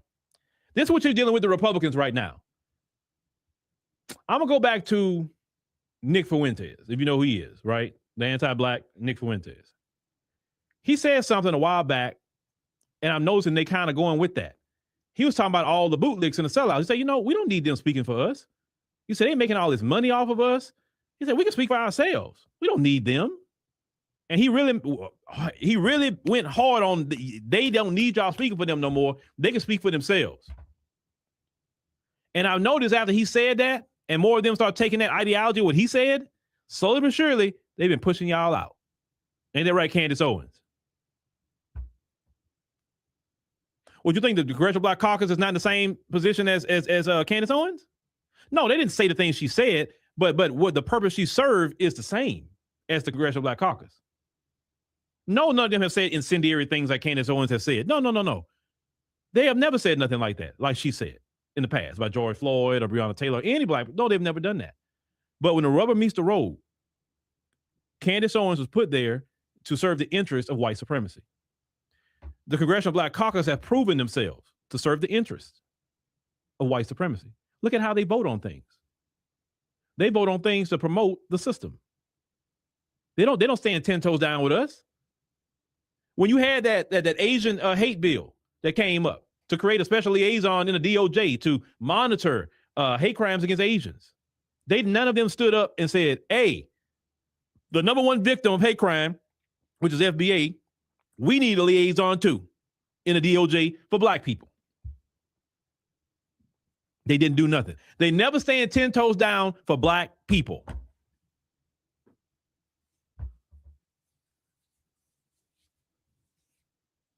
So why would we get mad about you losing your seats? You know my attitude. It needs to be just no more Congressional Black Caucus and build a Freedmen's Caucus. That's nothing but the Freedman who has a Freedman identity and a Freedman agenda and will go into Congress and fight for freedmen and the agenda of the freedmen that built this country. Okay, but we got to build up some business. That name needs to go. It needs to be a Freedman Caucus with grassroots people that's getting in there, put in by the grassroots and serve the interests of the people and not corporations, not foreign powers. Well, that Black America can vote in. Listen, hey, that's what I believe. All things work together for the good. Always remember that. For those who serve the Lord and called according to his purpose, I believe in that. So even with the Supreme Court doing what they're doing at the time they did it, I believe in the end, it's going to work out even better for Black people. I don't think it's going to be bad for us. No. Because you know what? Before we had a Voting Rights Act and a Civil Rights Act, before we had any of that, go look at our history. Go look at before we had all that, how much we were together a lot more. How much more businesses we created. How we stuck together as a community. Visit Black Wall Street. Visit Black Wall Street. Some of that lulled us asleep. And we went from depending on the community to depending on our quote unquote representation. And our representation has been captured by corporations and special interest groups. So they don't serve the community. They may look like the community. They may sound like the community. They may even come from the same neighborhoods as the community, but they're not there to serve the community. They're there to serve corporations, special interest groups, foreign powers, etc. That's it. They don't stand for nothing as a caucus. They don't vote as a bloc. It's sad to watch. What was that Jennifer Welsh, that particular podcaster? She's asking Hakeem Jeffries about AIPAC, and you should have watched how he was dancing about that, answering that. No. It wasn't Hakeem Jeffries. Wrong person. Sorry. Cory Booker. She's asking Cory Booker about AIPAC and the way he was dancing around the question, scared. I say, see, that shouldn't even be a question for him. He should be serving Black people in his particular community. Now, I know as a senator, you got more than Black people, but one of the things you should be serving is black people, not special interest groups, not foreign powers. That's why how I feel, all of them can go. Because what have we been getting as a community with the Congressional Black Caucus being in that place? And then I saw what you said, Kellen. Boulay Martin say they won't even call him back. Listen, it lets you know how they won't even call Boulay Martin back. They won't even answer him, and he's the top Democrat promoter. They won't even call him back. You know why, Boulay Martin, they won't call you back? Because they only need you around election time, sir. So they'll come around that time, you know, and then after that they'll disappear. They don't talk to you because they got their votes. They getting their checks. They getting their set asides. Because listen, what job do you know? And this is just about all of them, so I can't say it's one or two of them. What job do you know you get? And let's say your job paid you $50,000 a year. And I say that's what they get paid, but I'm gonna give you an average, something small. You start your job, the salary of $50,000 a year. Everybody knows that. Then we look up in about 4 years, you're worth $1 million. And you're like, how you worth $1 million after having that job for 4 years? You didn't even get no raises to get up to that high. Then you look up another 4 years, you worth $10 million. It's like, hold on, bro. Hold on. 8 years ago, you were struggling, and this job pays you $50,000. I'm looking up 8 years later, and you got $10 million. Did you hit the lottery? Like, what happened? How are you getting all this money with a $50,000 a year job? That don't make sense. You don't have enough money to invest like that. And even if you did invest everything you owned and you lived on ramen noodles or whatever, right? And then slept on an air mattress, you want to invest all your money. That is not even, most time that's not going to happen unless you hit the Powerball. But everybody don't hit the Powerball, right? Like a majority of the people in Congress they become mega rich when they in there because of corruption. And the black ones are corrupt too. Maybe some more than others, but the black ones are just as corrupt. Years ago on Shabaka. And my main thing is, you haven't done nothing for black people. Where's the bills you have passed for black people? You people, that's 19 of you who's scared that your seat may be gone. What bills have you passed for black people? Which one of y'all have promoted reparations in the form of cash payments? Not a study, because you'll support a study because your white liberal Democrats say they support a study, right? Now,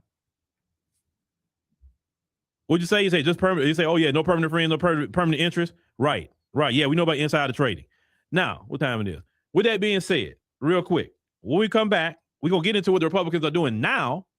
Right after this, what they've been doing, they're probably gonna do this in every Republican state, including the one I live in, Texas. I definitely see that coming. I'll be shocked if they didn't do this. But let's go ahead on and get to. Let me see. Like I said, I was gonna get to the next one for y'all about Louisiana. Now, Louisiana already took it a step further. Now, they was already in primary season, and people actually voted in the primary. Well, you know, anybody from Louisiana, trust me, I got plenty of family in Louisiana. I know how that state is. That state, Louisiana. Louisiana postpones primaries as states rush to redraw districts after Supreme Court rulings and more governors call for special sessions. Found Supreme Court's decision severely weakened the Voting Rights Act. Okay. Now they said Louisiana moves proposed its May primaries postponed on Thursday, and a move that came as other southern states are scrambling to redraw congressional maps in response to the Supreme Court's Wednesday ruling that severely weakened the landmark Voting Rights Act. Say before the Supreme Court decision eliminating a key protection against racial discrimination in drawing voter maps. Some states had already begun initiating the processes to redraw districts and gut black voting power. They said more states have now followed, with governors calling for special sessions to redraw congressional districts potentially before the midterm elections in November. They say Louisiana Governor Jeff Landry and Attorney General Liz Murrow, both Republicans, said in a joint statement that the state could no longer use its current districts to carry out primaries after the Supreme Court ruling. Early voting had been scheduled to begin on Saturday in advance of the 16th of May primary. Some of the state is currently enjoined from carrying out congressional elections under the current map. And so we're working together with the legislature and the state Secretary of State's office to develop a path forward. Okay. Now, they say voting districts are typically redrawn once a decade. That's normal after the census. They said last year, Donald Trump triggered around the mid-decade redistricting after he urged Texas Republicans to give a boost to the Republican Party during the midterms. They said California Democrats responded in turn. They said from their multiple other states begin pushing redistricting along with those whose maps are already tied up in state and federal courts. Okay. Now, so here's the thing, and we talked about this before. The Republican Party, let's get into them. The Republican Party they already know white people are going to be the minority in this country. And we've talked about the apartheid South Africa strategy from the old National Party in South Africa, right? Where you can rule as a minority. And they understand that if we can get rid of the black majority votes in different locations, because they know other groups don't really vote like we do in blocks. Latinos, they don't vote in the block. Asians don't vote in the block. Arabs or any other group don't vote in the block. They votes are split.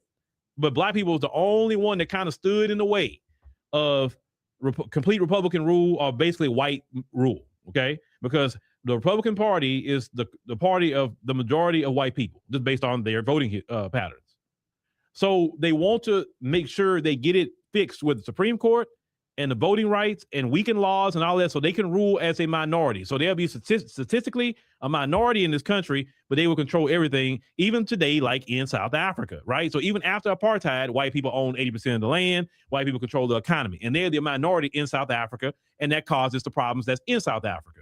So we're seeing them try that same strategy right now, okay, in America. Republicans in general, they do not believe in the rule of law. They believe in cheating. Okay.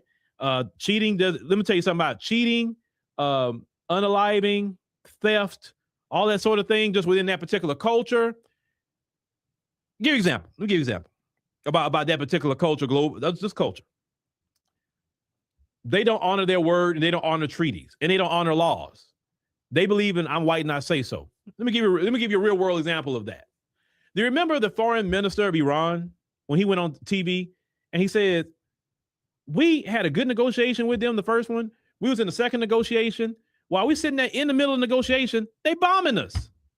He said, and like, how are you bombing us? And we sitting at the table with you, trying to negotiate with you. How do you do that? And he said, you didn't do it once, you did it twice. That's why Iran say, I don't really want to talk. He said, because I'm talking with you, working something out with you, and you're bombing me.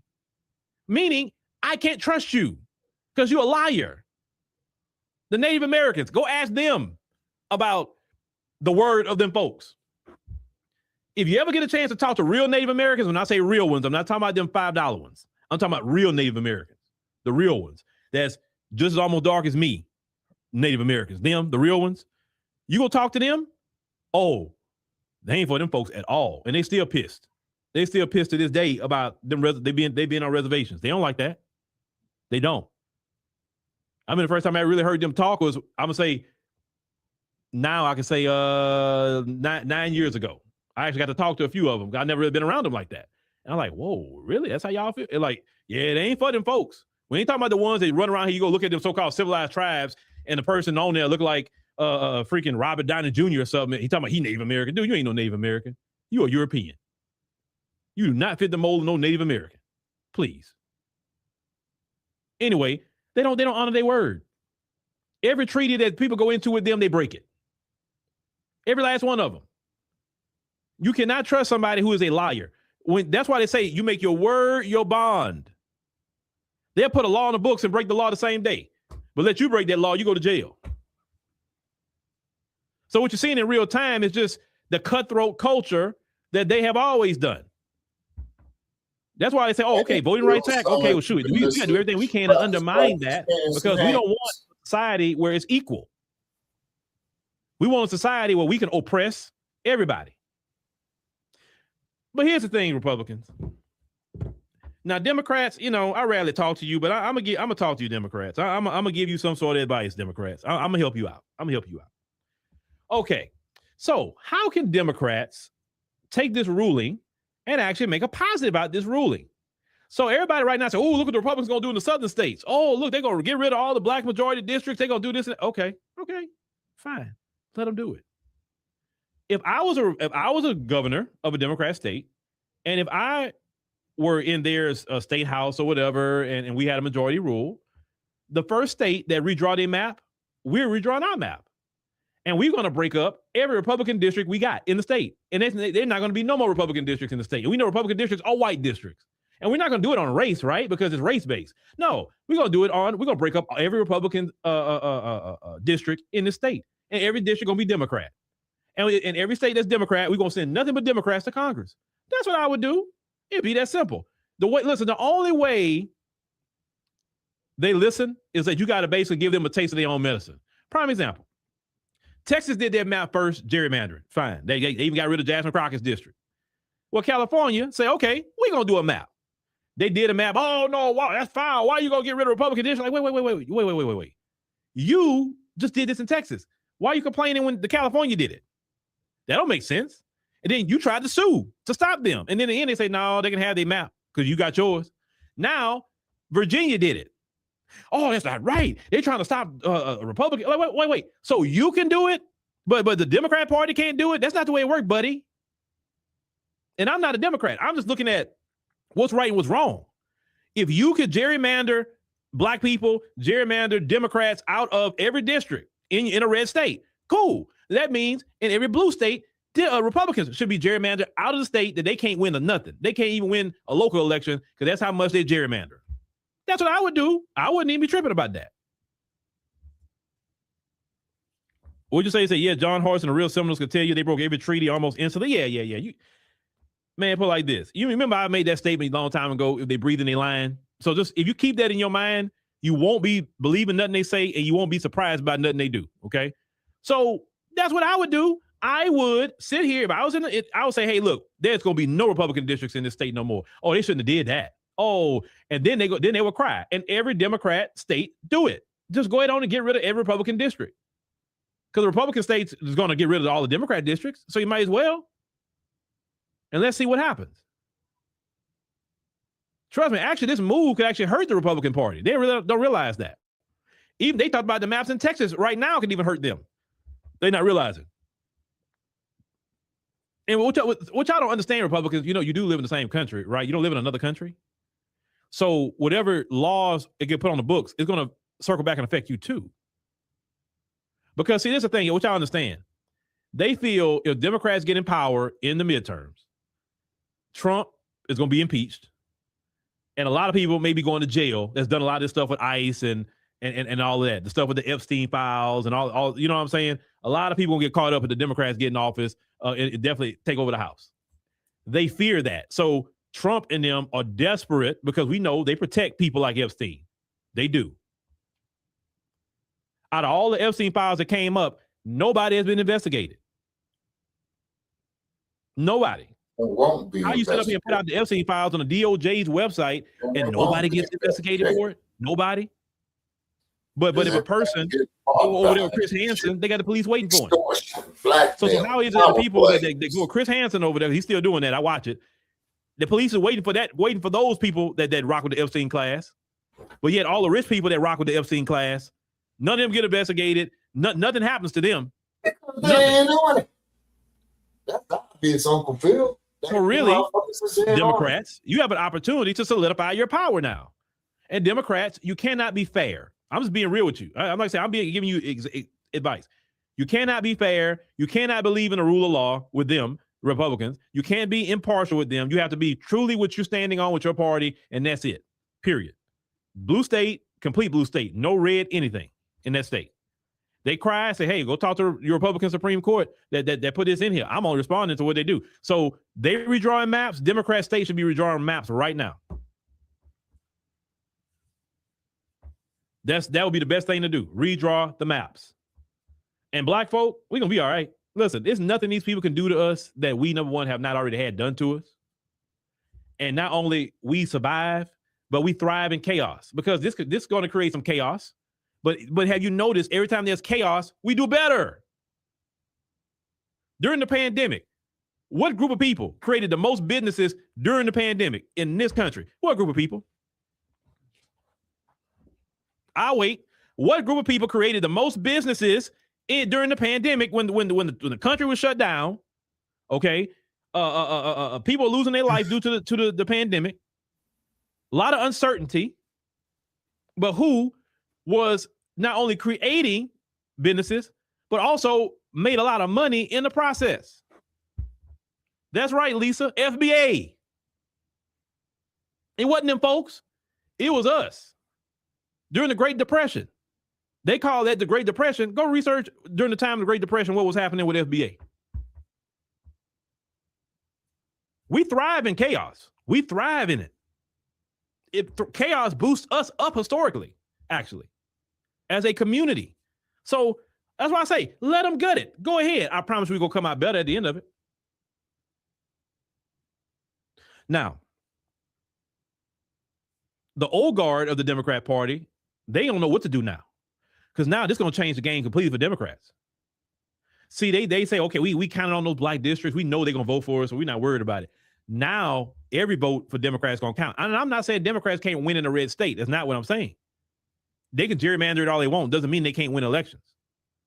But now the Democrats can't say, well, this zip code over here, I'm not worried with them because they're going to vote for us anyway. Oh, no.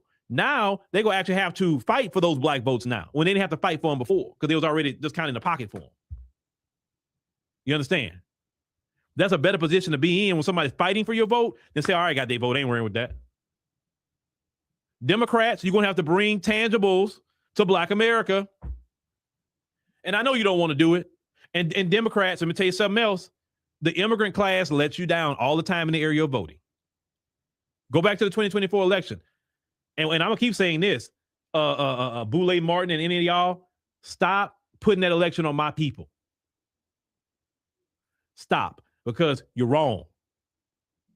The people who suffer, who's going to deal with Trump the most was immigrants. And immigrant people who can vote.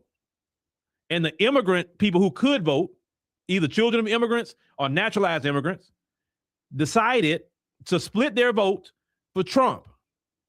It's not our job, Boulay, to save this country from itself. Other groups of people live in this country, take tax dollars, they step on our backs to have their better lives, right? And they can't go and even defend their own interests in an election that was pivotal to them. This man say he's going to do mass deportations would affect them. It won't affect us. It'll affect them. You would think common sense would say, hey, let me not go vote for that guy because I'm not trying to, deal with that problem. Oh, I got family members. I don't want them to get deported like that. They just work at a job. They at the Home Depot just trying to get something. Let me go ahead on and make sure I put in my vote so I can protect my family and friends who may be undocumented. No, because half of them think they're white. And what that white woman said, they would never look out for you if you're not white, which is true. They think they white, and so they go vote with Republicans. And they say, oh, well, we vote for them because of LGBT and abortion, this and then the third. If that's what I'm going to vote for you for because of what somebody chooses to do in their bedroom and whatever medical choice somebody, listen, I'm not in control of somebody, what they do. I don't believe in abortion, but I can't stop somebody from doing it. That's what they want to do. That's between them and God, not me. If someone's LGBT, it has nothing to do with me. That's their life. You can't control somebody's life. And the Republican Party has not put in no laws that criminalize the LGBT. So what are you talking about? You act like they believe in Christianity. No, do they? This Republican Party believe in Christianity? Look at the top Republican. Every other word he cussing on national TV. How is that Christian? You mean to tell me that Epstein, y'all cool with that? And that's supposed to be Christian or Catholic or whatever? Y'all cool with that?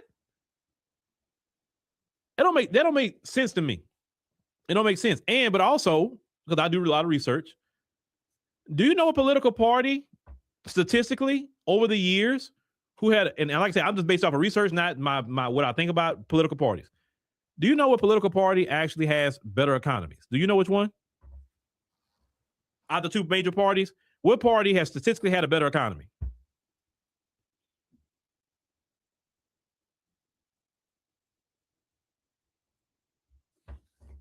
Do y'all know? Yeah, exactly. There's only two parties. What party statistically in America, based off of all the years in America, had the better economies over the years?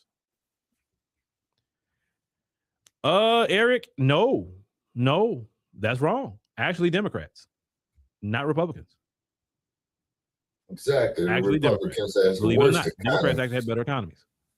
From Reagan to this, you can go look it up yourself.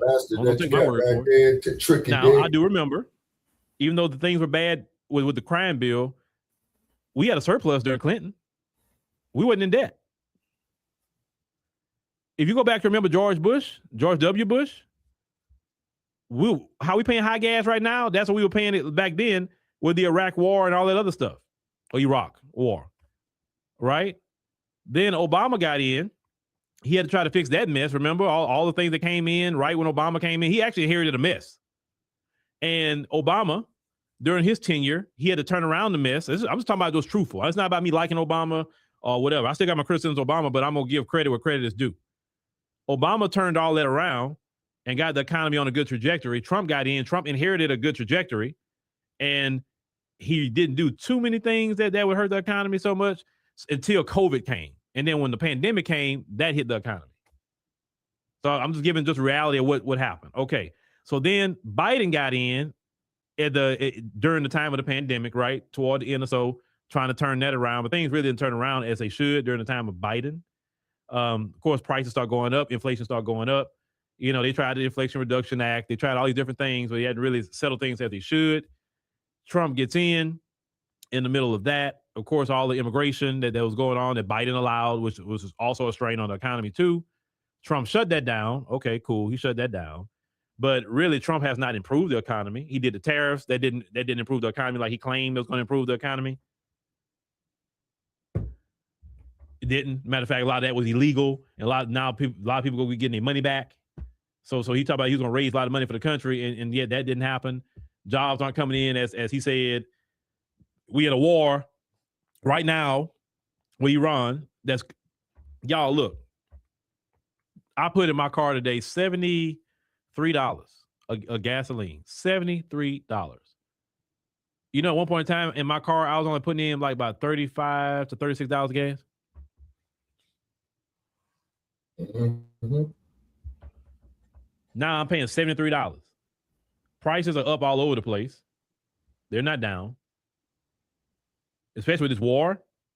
Now, if you're in the billionaire class, this is great for you, especially if you're in a military industrial complex. This is great. All the bombs and weapons they're going to be using. Yeah, it's going to be great. They say Trump has been enriching himself since he's been in the White House. You know what I'm saying? But the middle class, working class people, you're going to suffer the brunt of it. That's really what it is. But as black people, we're going to be all right. We're going to be just fine. So don't let the Democrats shield, so they're already doing it. I told you, you see? Oh my God, look what they did. It's the end. I'm like, it's not the end, bro. I still got to get up in the morning, work, and pay this light bill. Ain't not a single vote has ever helped pay a light bill. Whether I vote for the candidate I want, or I don't, or they win or not, none of these politicians will come here and pay these lights. Not a now one. Kamala could have won, and she still wouldn't have came here and paid my light bill. So you act like these politicians gonna come to save us or something. So you say so many of their states are in turmoil. So I was shocked. Yeah, no, we talking about the country, not states. When I say the country, not states. Now, unless you're comparing California, and now California is a different entity. There's a lot of things working pieces going on in California, a lot. So I wouldn't compare every state to California, but you know, like a state like Texas, right? Texas has some good, but it also has some bad. They don't make economic sense. I'll give you an example. Yes, we don't have a state tax in Texas. That's beautiful. But two dumb moves Texas make right now that can bring a lot of money to this state. One, making sure THC could be sold here in the state. They just recently banned it, right? THC. If they would legalize it here, they'll bring so many billions of dollars to the Texas economy if they would do that. The second thing, approve casinos. Everybody from Texas go to Louisiana for casinos. If they would have the casinos here, they could have a lot of the casinos here in Texas. Not to say I gamble because I don't, but I just think about economy, jobs, etc. They could bring in a lot of jobs to those casinos. They usually hotel casinos. People like doing that sort of thing, food or whatever. That's other things you could bring into the state, right? But they don't want it because it's silly. It's silly. It's not economically sound why they don't do it. I mean, you got Galveston. You can have all kinds of things going on in Galveston, but they don't want to do it. That evangelical Christian stuff, to me, I look at that no different. I look at Nature Boy. Now, you know who I'm talking about when I say Nature Boy, it's the same thing. It's the same thing. There's nothing Christian about it.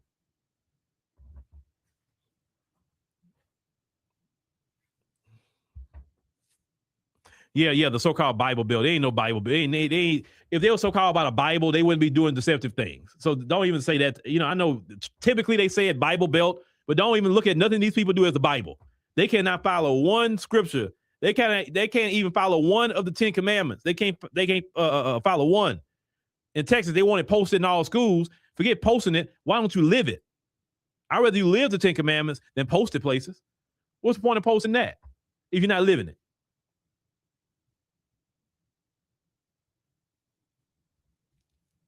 But once again, we going to be okay. Congressional Black Caucus, some of y'all probably need to start looking for you another job.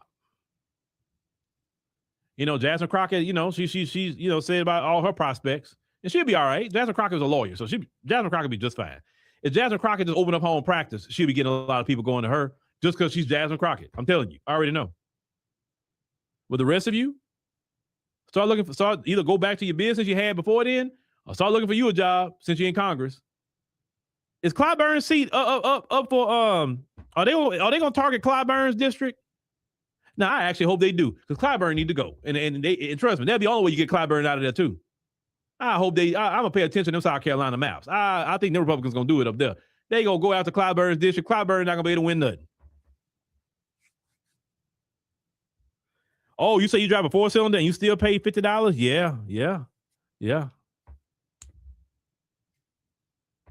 Yeah. But anyway, ladies and gentlemen, yeah. So just pay attention to what's going on. Just pay attention, and it's interesting. It's gonna be real interesting in this country. Like I said, by the time Trump get out, you're gonna see much. We got many more days of chaos that's coming, and not just chaos in the U.S., chaos globally. Okay, because Trump is causing chaos everywhere he goes. He's like on Sonic the Hedgehog. He has the Chaos Emerald. That's what he has, and that's what he do. He wages it every day. All right, y'all. But thank y'all for coming by, and make sure, like I said, to subscribe to the platform, ladies and gentlemen. Follow. And make sure to like and subscribe to Frontline Black News. All right. What are your thoughts on what Uncle Phil just laid out for us? Well, everything that Uncle Phil said, man, I had to agree, man. You know, with 88% of it, man. You know what I'm saying? Is because these black ass politicians, these Democrats, man, they sell us down the toilet every fucking election. Yep. They say, you know, they're sitting up there, man, going to them balls, you know, taking that bribe money and all that shit, and they don't never pass shit to develop the black community economically. Not one fucking one of them. Not one of them.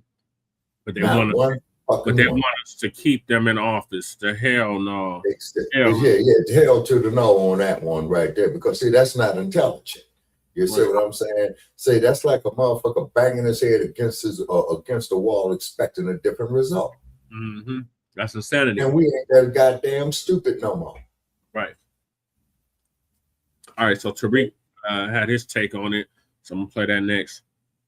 All right.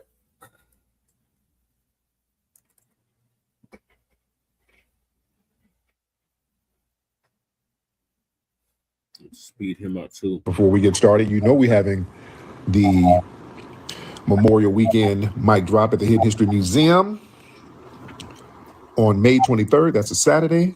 Coming up in a couple of weeks. I want to see your face in the place, ladies and gentlemen. Want to see you in the place. Oh, man, first thing we got to talk about, good family, the Voting Rights Act. Do y'all know about the Supreme Court ruling? The Supreme Court had a ruling that struck down a very significant part of the Voting Rights Act. How can I put this in layman's terms? The Voting Rights Act, there was something in there where they couldn't redistrict certain areas. If they redistrict certain areas and it affected the black community or communities of color or marginalized communities or whatever, they could be stopped from redistricting these areas. Now, the ruling was you have to abide by the I think the 13th, 14th, 15th Amendment, and it has to be strictly colorblind.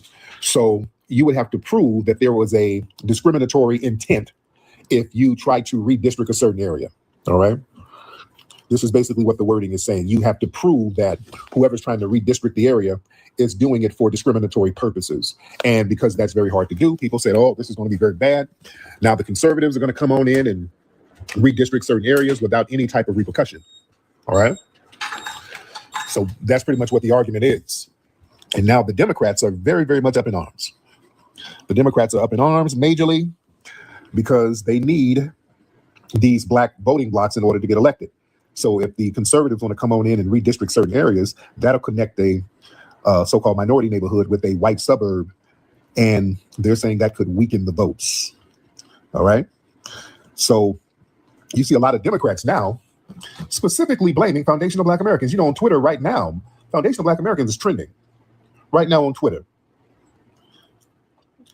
You say, I keep saying could? Okay, hop on, ma'am. Hop on. Let's see what you got to say. Peace? Peace and hair grease, hop on in. All right? Peace and hair grease, hop on in and chime in. All right? Hello, Miss Peace. Hi. No, what are you saying there, dear? You keep saying could. Did you know that Florida filed a bill to do just that right after this came down? What'd they do? They filed a bill to redistrict Florida to get rid of. To get rid of what? To get rid of the black districts. They're going to do exactly what they could do. So is Tennessee. So they're doing the gerrymandering, huh? Yes. Mm-hmm. And is it just the black districts? Yes. Okay. And I'm assuming that you voted for Kamala, right? I did. Okay, right. Where's your family from, dear? Why are you worried about where my family's from? What does that have to do with what's happening to black people right now? Yeah, it has a lot to do with that. Why are you so defensive about where your family's from? Because where my family's from has nothing to do with what black people are going through right now. They're going to have to go through. What are we going through that we haven't been going through? And that's why I come here. I try to understand FBA. Because there's a lot of stuff happening. You didn't answer, though. You didn't answer. Speaking to. And my family has been here since 1869. Mm. It's because I did my genealogy. I actually have a family who kept up with where we come from. But again, what does that have to do with what black people are going through right now? 1869? Where were they before 1869? I don't know. Probably in Africa somewhere. Oh, yeah. You sound like an immigrant, man. You got an immigrant background. You're lighter than me. And talking about I sound like an immigrant. Yeah, a lot of immigrants you are keep dark. calling people immigrants when you stay over there in them people's country. It's very interesting to me. And then you move to this when I ask a question. Yeah, you just throwing crap on the wall. Yeah, I can vacation. Everybody vacations. You turned it off because you know exactly. No, because you're not gonna change the subject. You're not gonna do I that. didn't change the subject. You said could. I came here and told you what could happen because it's actually you come from happening. an immigrant And you have background. the audacity to say where my. Yeah, I did. You sound like an immigrant, ma'am. You come from an immigrant background. I don't believe that. You're more of an immigrant. I'm not, ma'am. I'm a foundational Black American. And you coming in here talking about you trying to understand foundational Black Americans. You know exactly what the hell a foundational Black American is. You're not dumb. So you're coming in arguing in bad faith. This is why I wanted to know your background, because you come from some lying, scamming, fleeing culture, ma'am. Man, that nigga wouldn't be talking to me like that. Come on, And you man. keep muting me because you know that I know that you're over there. You stay in those people's countries. That motherfucker wouldn't be No, I talking don't. to me I stay like here. that. No, I don't. I stay here. These people don't know who. Ma'am, I stay here in America. This is my homeland. You're not just It's going not. to It's stuff. not. It's not. Ma'am, this is my It's homeland, not. not You have to yours. call other people the tether when you're the actual. Ma'am, you are a big light-skinned tether. That's what you are. I will be like. You are a big old thick red bone. I will be. A big thick red bone tether. I'm blacker than you. Ma'am, you got wide. I care hips. more about. You got wide hips and I no care more- ass. You got wide hips and no ass. You built like a. You I built care- like a. You built like a Panamanian. Your all right? mother. Ma'am, Mother's your grandmother, ma'am. Your mother- You empanada eating tether. All right. You're mixed with Punjabi. You're just like Kamala Harris. All right. You got big old Because you arms, know- ma'am. You look like the Ozempic didn't take right. You got big flabby arms. Oh, right. Yes, no. You're not just going to say stuff. And you're what? You're not going to say You're stuff. mad- You're not going to say you're stuff, mad- Miss you're Big mad Back. than you. Ma'am, you're not going to say stuff. Ma'am, you're not. I You're don't care mad- about you being. You're mad because you're a tether. That's what. You're mad because you are a tether, beloved. All right. You're not going to talk over me. Tether. Because you. You're not going to can't talk over. You're not going to talk over Black Daddy thickness. All right. You've been speaking innocent looking, ma'am. You're not. What they did. Ma'am, you look like Baby Bop from Barney and Friends. You're not going to come up here and run that big old chicken eating mouth, ma'am. You're not going to do that. You're not going to talk over me. You're just running your mouth. These Democrat shills are very mad. I'm telling y'all, man. The Democrat shills are very mad. I'm telling you, FBA is trending on Twitter right now. All the Democrat shills are blaming the FBA grassroots for this voting rights thing getting gutted. That's why they're mad. Oh, they're going in on the foundational Black American grassroots right now. Oh, they're crashing out. They're directly blaming the foundational Black American grassroots for this. Oh, the Democrats are crumbling right now. They're crashing out. Oh, let's get into this. This is great. I love it. I love big back angry Democrat shield. See, y'all should have known better. You should have been doing right. You should have had your mind right. Listen, I think this is a cool thing. See, the end of the captive vote is over. For the last 60 years, the Voting Rights Act created majority-minority districts that basically turned the Black vote into a captive asset for the Democrats, because those districts were guaranteed to vote blue. Yeah. But the party, they stopped working for our vote. They're like, we already got them. We became the most loyal voting bloc in the country, yet we got the lowest return on our investment. The system was not protecting our power. They were protecting our predictability. So stripping away these guaranteed districts, that breaks the monopoly. That forces us to stop being a guaranteed automatic vote for a party that haven't delivered. Exactly. All right, I want y'all to understand something. Y'all tap the screen. We're going to talk tonight. I don't give a damn about mad chills. The reality is, listen, on the ground, the political protections we fought for in the 60s, they've been hijacked by big old red tethers like that woman who called up. She's a tether. That's what they mad at. See? Black voters, you put these politicians in office, and the tangibles, the funding for our schools and our community centers and our housing, they've been rerouted out of our neighborhoods into these immigrant enclaves. We watch our city budgets and our federal resources bypass foundational Black American communities and go to all of these new immigrant groups and non-citizens.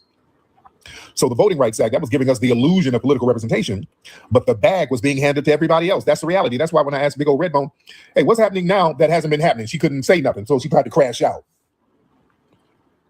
Listen, it's about time the table got shaken up, dismantling the whole do-nothing gatekeeper class. We got to be honest about the type of politicians these little safe districts produce, because the Voting Rights Act essentially guaranteed that whoever won the primary in a Black district is going to win the general election. So that created a class of hand-picked, complacent gatekeepers. Yep. And these politicians basically specialized in offering us symbolisms, kente cloths and just all that, just nothing burgers. Everything except fighting for our economic needs. So discarding all of these gerrymandered lines, that disrupts the comfortable careers of politicians who've been, what are they giving me a warning for? Okay, why are they giving me a warning? Hold on. All right, hold on. Hold on one second. What did I say? Hell, they're going to give me a warning for. All right. Reason whatever. Yeah, y'all give me a warning for. What the hell is this? Okay. Let me see how long this warning is going to stay up. What did I say? Was that big back Redbone? Did you report? Yeah, she reported. Okay, we love TikTok Shop. Okay, I guess that's what we got to. Okay, I think the warning went away. I think we love TikTok Shop. I think it went away. Okay, I think she must have did a fake reporting. Okay, yeah, the big flabby arm girl. Yeah, she ran and reported. No, I don't give a damn. They took the thing away.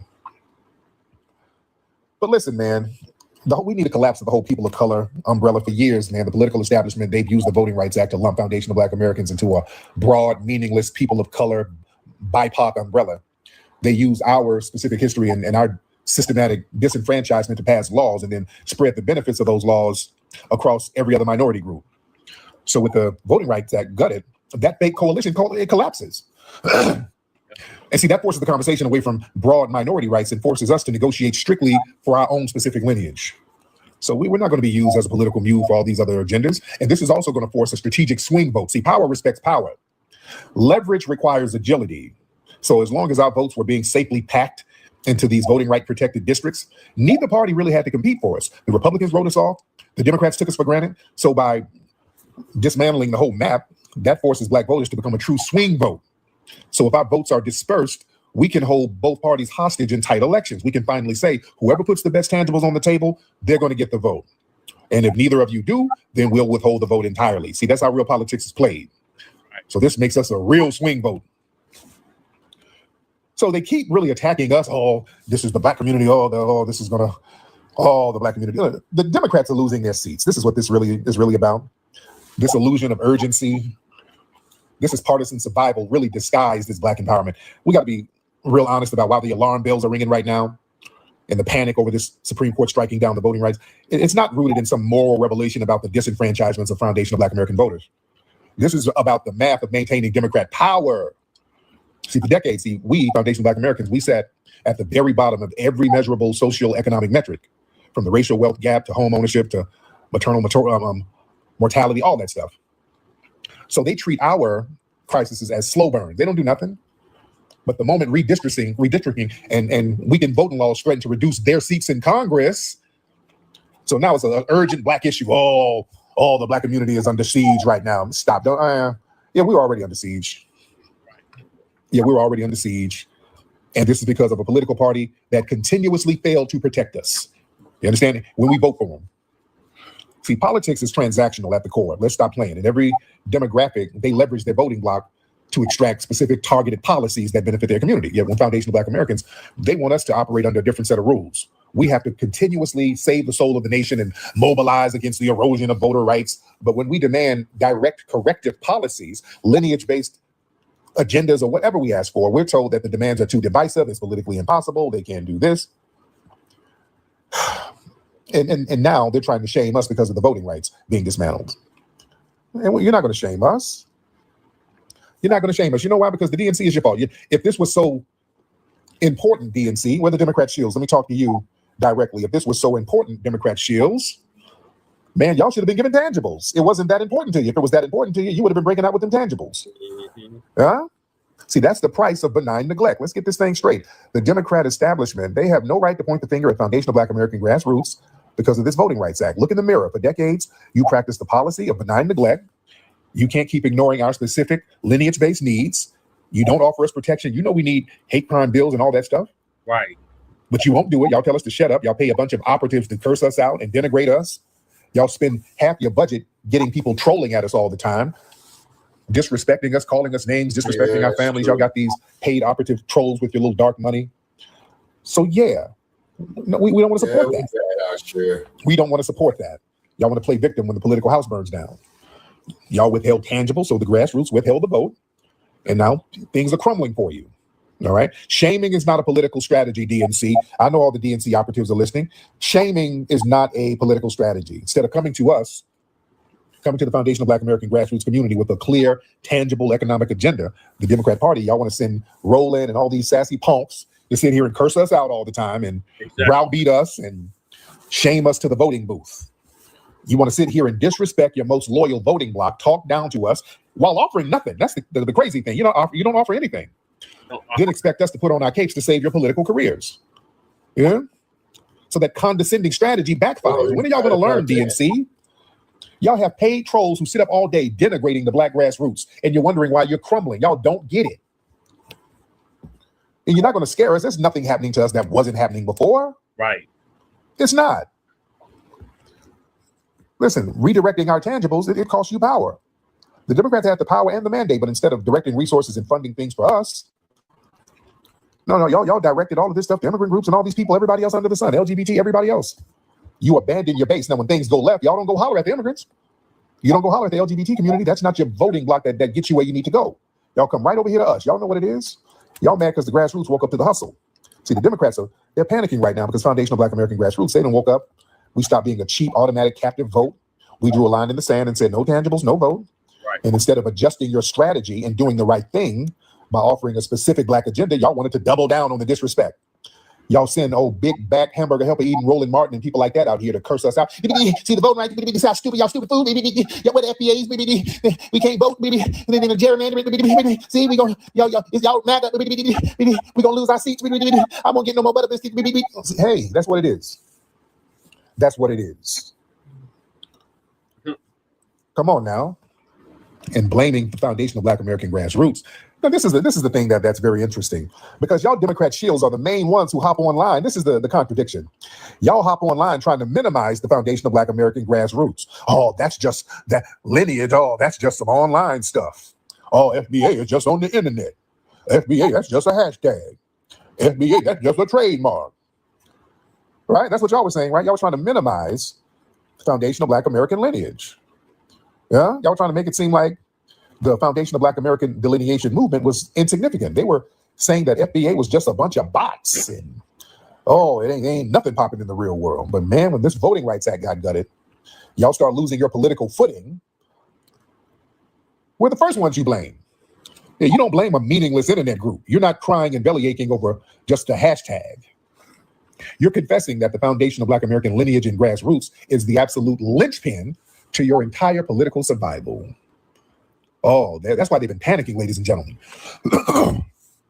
That's why they've been panicking over us delineating.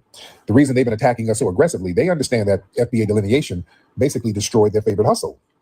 They love using that people of color, that broad minority coalition nonsense, and us delineating. We drew a line in the sand saying we are specific lineage with specific historically owed tangibles. So we cut the power to their machine. And they attack us because they know delineation works. They know that when we separate our specific lineage from the immigrant groups that they've been prioritizing, their strategy of benign neglect is exposed in broad daylight. And the gatekeeper class, they're fighting for their jobs right now. You see, the only job these handpicked political gatekeepers have was to corral the Black vote, to shame us into the voting booth, and deliver our voting block to the DNC for zero return on investment. But the FBA grassroots movement, the delineation movement, it educated everybody, had too many people demanding tangibles, people withholding their participation when those tangibles were denied because we didn't play ball like they wanted us to because they need every Black vote. They need all the votes. They can't lose anything. See, the gatekeepers, they failed their bosses. So the Voting Rights Act crumbled. The DNC, they lost power. Now these operatives are really going to attack us. Now their funding is drying up, family. Oh, that woman who called up. She's probably some paid DNC shield. She got some DNC just so she's so mad. Their little money's about to dry up.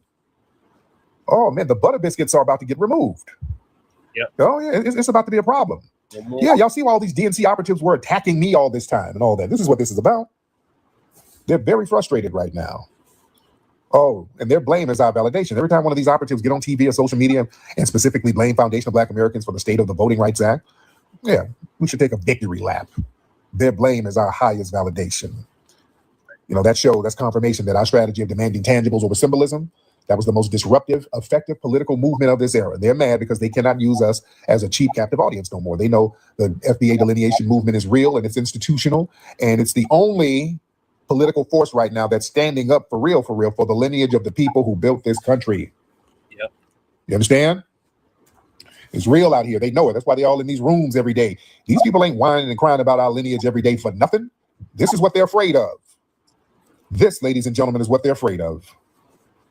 Let me get some of the family in here. Do we have any more DNC shields in here? I would love to talk to you. Let's talk about it. We got some of y'all trying to cope. Come on, let's talk about it. Oh yeah, they be having 10-hour lives whining about us. Oh yeah. Oh, let me get some folks in here. King Jack, what's up, brother? All right, let me see. Let me just get random people in here. Let's get let me see. Mississippi boy. I'm gonna just get random people. What's up, Mississippi? You all right, brother? Brother. Yo. You all right, brother?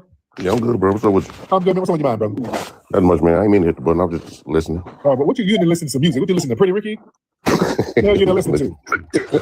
Listen to Pretty Ricky, man. You good, man. Oh, sorry. Hold on, man. Yeah, brother. Mississippi boy, you too big to be there listening to some damn Drew Hill or something. What you been listening to, bro? No, I'm watching a movie, man. Strangers 3. Oh, okay. All right. Who's in there with you? Yeah, I'm just chilling by myself, man. A little Lala, she just left. Oh, there you go. All right, my man. All right, there you go. Brother in there listening to some damn Bobby Valentino and shit. Gaudy TV, what's up, brother? Oh, I can't hear you. What's good, There you man? go. What's good, man? I'm over here chilling late night. I mean, my forehead a little big, but Oh, yeah. I'm FBA. Oh, okay. There you go. Got a little Miles Davis thing. Little Miles Davis. Yeah. What city you in, brother? Never seen too bad. Never seen too bad. But I wanted to ask you. I'm in Newark. I'm in Newark, New Jersey. Got it. And we got a lot of DNC operative. Well, pretty much Newark is Jersey is blue. You know what I'm saying? And Newark is getting overran with immigrants. And I'm just asking myself, like, what's the best way to attack as far as like, I know standing behind somebody young, somebody fresh, somebody new face, that's one step. But what's a couple other steps we could take to kind of round up the FBA family in Newark? Because we scattered. We are scattered. Yeah, so basically, and a good question, but thank you for the question. Just find some people from the grassroots, some people from the community who has done good community work, and just fund them, get behind them financially and say, hey man, we need you to run for office. We need to just get people from the community and convince them to run for office. We need to stop letting our elected officials be brought to us by outsiders, because every time we turn around, we see somebody pop up on TV and they're saying, hey, you need to vote for this person that you've never seen before. They just come out of nowhere. Don't nobody really know them. And they got all of this crazy funding from the DNC. So we need to start cultivating our own grassroots politicians and start young. We need to find some of these brothers and sisters who are active in college, or even hell, a lot of times they start seeing people who are on the honor roll and things in high school. They see the trajectory and they start getting them ready politically then. So we have to start elevating a lot of our young people and cultivating their political acumen and helping them step their game up, and then start support them financially. Yeah. All right. Let me see. Y'all raise your hand, ladies and gentlemen. Raise your hand. Let's get let me see who we got. Y'all want to raise your hand? Everybody in the chat room, raise your hand. Let's get Libstar something. All right. Who's this brother here? All right. Let me see. Who was that? Yeah, okay, let me see. Boy, the chat room is going real fast. All right. Let's get Don C. Don C, hop on in, sir. All right. The chat room is going very fast. Don C, you want to hop on? All right. Y'all raise your hand in the comment section if you're ready. Let's get you up. Raise those hands in the comment section, ladies and gentlemen. Oh, I'm going to have to start bringing in random people. All right. Let's get Root Beer Poppy. All right. Let's get Root Beer Poppy in the building. All right. Root Beer. All right. Mr. Root Beer. Mr. Root Beer, you in here, brother? Damn. All right, come on. Now, we ain't going to start all this. Y'all hitting the button by mistake. Let me get him out of here. All right. Y'all get y'all shit together. All right, let's get it together. All right. Let's raise your hand. Let's raise your hand. Let's raise your hand. What I think about Blacc in his situation. What's going on with Blacc? I know him and Ari Spears were kind of bickering. So what's happening with Blacc? All right. All right, let me see. We're gonna have to get this thing together. I ain't about to sit here and just tell people to raise their damn hand over. No, let's get Blacc Vanguard in here real quick. Blacc Vanguard. Let's get Blacc Vanguard here. Hey, brother, how are you? Good, man. It's a lot going on. We got a brother that's running against Isaac Bryan. His name is William Billion Campbell. He's actually running for the California State Assembly District 55. Okay. Man, brother Tariq, man, you got a lot of these Democratic shields attacking us right here in California. You got this Democratic shield we never seen before. Her name's Ashley Brown. She's running for the same seat. Nobody never heard where she came from, but she's came out of nowhere. So we know exactly what's going on, how they send DNC shields to undermine the foundation of Black American grassroots. Oh, yeah. Oh, yeah. It's real heavy out here. And also, we deal with Chef Maryland. You got these two criminal attorneys which tied the Democratic Party. They basically trying to swindle her out of her business, which we dealing with right now. We got our sister Camilla Moore, and we got our people on the ground out here in California. Make sure we save Chef Maryland's restaurant. Yes, because I've been supporting. I drove by there today. It was closed today. So yeah, it's closed today because brother Tariq, the reason why it's closed because you got these attorneys, one work for Cardi B and another work for Mary J. Blige. So they trying to undermine because they're supposed to have a business. Chef Maryland's supposed to own 6%. Yeah, and the attorney's supposed to own 40%. So they actually changed the locks of her business twice. They threw our stuff in the trash and all that. Though it's a whole thing going on with Chef Maryland. Yeah, thank you, brother. But yeah, that's so unfortunate. I hate what they're doing with Chef Maryland. That's our sister. Yeah, I worked with Chef Maryland many times, and that's real janky what they're doing. So we're very supportive of her out here in LA. We're very supportive of her. Let me see. Oh yeah, I know what's going on. Oh yeah, I know what's going on. All right, let me see. All right, raise those hands, King Jack. I'm gonna try to get you on. I don't see you. Let me see. Let's try Capital Floyd. Let me get some new faces in here. Brother Capital Floyd, hop in, sir. All right. Capital Floyd, you good? Oh, shit. Didn't need to get on, Floyd? Yeah, man. I'm on. Okay. Well, I want to say what up to you, man. And I support everything you're doing, man. FBA all day. Love that. All right. My man, thank you, brother. Who is that? For real? What's your name, brother? The Teflon Sean. All right, Teflon Sean ain't ready. Let's get RD something. RD. All right. RD. Okay, this brother, he's listening to a Prozac commercial or something. All right. Let me get him out of here. All right. Come on, y'all get it together. Y'all stop hitting the button by mistake. Can y'all please stop doing that? All right, he's in there listening to a commercial for anal warts or some stuff you rub on yourself. He's listening for the side effects because he's about to order him some. Let's see. Come on, man. Let's raise some hands. Let's raise your hands. Yeah, he'll be watching a commercial for some ointments. Hey, y'all. Even at the party, I keep that root work on me. Get your root work now at rootworkstyle.com. Slide on that root work. Slide on that root work. Slide on that root work. Slide on that root work.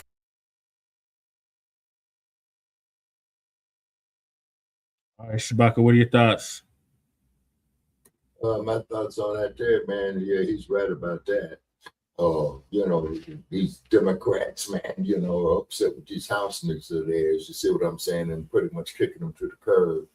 But I kind of disagreed with Tariq when, he was loud talking to that woman that's supposed to have an intelligent conversation with her. And she came on there being disrespectful, Shabaka. He asked her where she was from. She wanted to get defensive.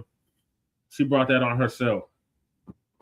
I mean, okay, did she say, well, she should have said she was either from Chicago, Los Angeles, Denver, Colorado. Right. You know what I mean? You see? And then, and what it is, Jesse, is that this is a turning point. Okay. Now, this is for you. Okay. Say, this is a turning point, man, that could work very, very greatly in your advantage, man, to getting up there to the Colorado House legislature. Yeah.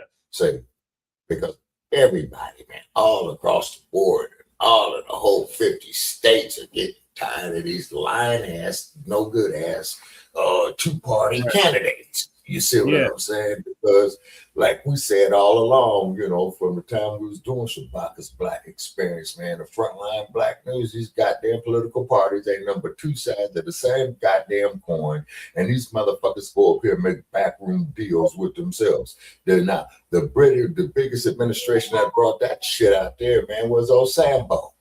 Yep. You see what I'm saying? Everybody's pushing that. oh man, yeah, go vote for the first black president and all this old type of shit. So then when a motherfucker gets up there, then they got all these unarmed black people being unalived by the police. What does Osama say? Oh, there ain't nothing I can do about it. Oh, that's the state. Ain't nothing I can do about it. Pass more laws to give them more protections. Yeah, that's what I'm saying. Now, let's look what the dumpster is doing. Dumpster in the same goddamn office, right? He using that motherfucking FBI with that cross-eyed, parrot-nosed, drunken motherfucker, you know what I'm saying, for his own benefit or the benefit of his people's interests. You see?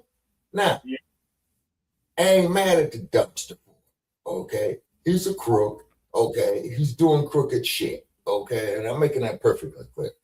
But Osambo, Osambo, you had people who didn't vote for years to come out to vote for your ass. Yeah, he got 100% of the black vote for a goddamn tether. He was a damn tether. He was the first tether president. Yeah, and then here's the cold part about it too, Jack, is that they go to Chicago and got black folks, man, maybe some of my family members sitting up there crying out, we finally got the first black president and all that and all this old shit. You know what I'm saying?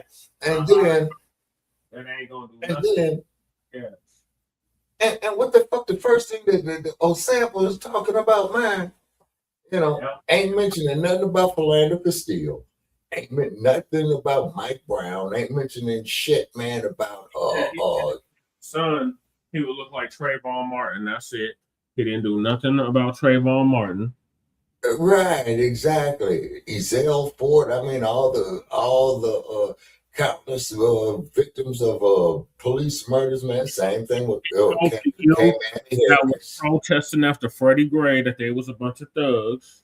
Exactly. You see, and this is what I'm saying, man. This shit goes on and on and on. But here you get this black ass motherfucker up here who's supposed to help us, but he's going to help everybody else. He's going to help motherfuckers shove ketchup up their ass talking about they having a menstrual cycle. I'm not the president for Black America. I'm the president for all America. Yeah, right, exactly. That's that same bullshit that Uncle Tom Bradley said as the mayor of Los Angeles. That same bullshit that Wellington Webb said the mayor of Denver. That same bullshit that Lori Lightfoot said for Chicago. That same bullshit that other who was that? Eric Adams said, of New York. Yep. I mean, Brother Che, the question is, when is this ass scratching, chicken pecking uncle? When is this goddamn Yassa Boston gonna end? When it stops being monetized and incentivized. Yeah, exactly. You see, and then one thing about the dump human shit, and I want to make that perfectly clear. This motherfucker's telling you that he ain't shit. He's showing you that he's a goddamn crook, and he's going out there handling his business. You see what I'm saying?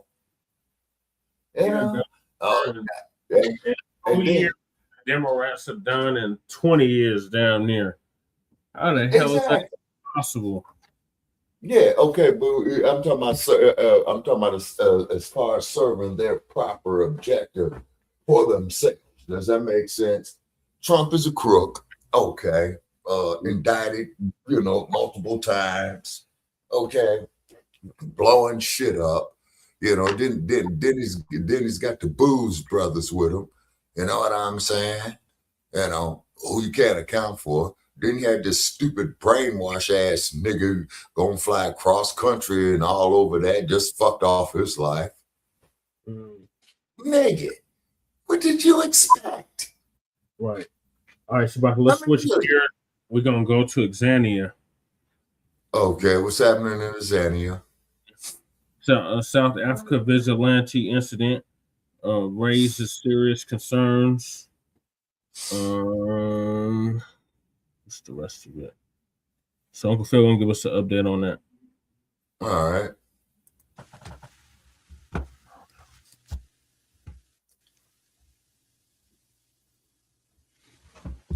All right, we are here. We are here tonight, ladies and gentlemen. we've been following what's going on in South Africa. The South African vigilantes have done something that's just so low, in my opinion, just reprehensible. And we're going to show part of it here on this platform, but we're going to show the rest of the footage we like to show on the app, because on this platform, we just can't show everything, even though it's not nothing that would be bad, in my opinion. But they have rules, and we're going to follow their rules. Also, if they continue to act this way, they will go the route of Zimbabwe. I see that coming. And it's my job to warn you, since I live in the U.S. and I know how this government get down. I'm here to warn you that it's going to come your way, and you're going to be the reason why it's happening. You understand? So thank you for joining us tonight, ladies and gentlemen. We greatly appreciate you being here. Make sure hit the like button. That's always important. Engage with us in the comments. Tell your friends, tell your family. Oh, something else I'm gonna tell you before we get started. This goes to anybody. It's not targeting nobody. We are a news platform. We're supposed to report the news. So what's happening in the diaspora, right, is what we do. It's our business. If you come to this platform and say it's not your business, you're getting blocked. I want you to tell me that. And I don't care if you're FBA too. Don't care. You don't tell me what's my business. The news is my business. Black people is my business here in America and globally. That's my business. If something happens to black people, that's bad. It don't matter if it's another group doing it to us or other black folks doing it. It's my business. Okay. All right. So if you say that to me, whether during the chat time or after, if I see it, you're getting blocked, and you can go tell it to somebody else. It is a business of this platform and any other black person who see that going on over there and say, hey, man, this is not right. This should be happening. All the issues and problems that black folks got globally, and this is what you're going to go do? There's so many problems that they can take care of in their own country. And they feel like this is the central thing I got to go do. That, like I said before, you can get all the people out of there tomorrow, and you still going to have the same problem. But anyway, we'll get into that, ladies and gentlemen. So real quick, not take much of your time, or whatever. Thank you for downloading or joining us on the African Diaspora News Channel app. Thank you very much for that. That's where you get the full experience of our platform. You cannot get it fully on platforms that we don't control. Prime example, as I say before, here we're leasing, right? We don't own. That's why it's called a YouTube channel. And because it's called a YouTube channel, YouTube is in control, right? That's why I can't show you certain footage, because YouTube is in control. But we already streaming on the app. So when I just completely do on the app, right, for the rest of this report, I can show you whatever. Why? Because we own. See, when we own, we show what we want. Here, we got to do what YouTube wants, right? And that's okay. We're going to do that. So let's cue this up real quick, and we'll be right back, ladies and gentlemen. In H-Town, we want news that speaks truth, just like we do. ADNC keeps me informed and him inspired. We've been through too much to trust mainstream media. This feels like us. From the D to the diaspora, ADNC is how I stay woke. We binge ADNC like it's Netflix, but smarter. They speak on us, but never for us. ADNC does. No fluff, no filters, just the truth, daily. From Wall Street to 125th, we're watching our news. Download the African Diaspora News Channel app today to stay connected to the culture. All right, ladies and gentlemen, boys and girls, we are back. And thank you for being here with us. Let's go ahead and get into it, because we don't want to take up much of your time. I know y'all are some busy people, and that's just really what it is. All right. So you know that in South Africa that they have been having these the vigilante groups just attacking people.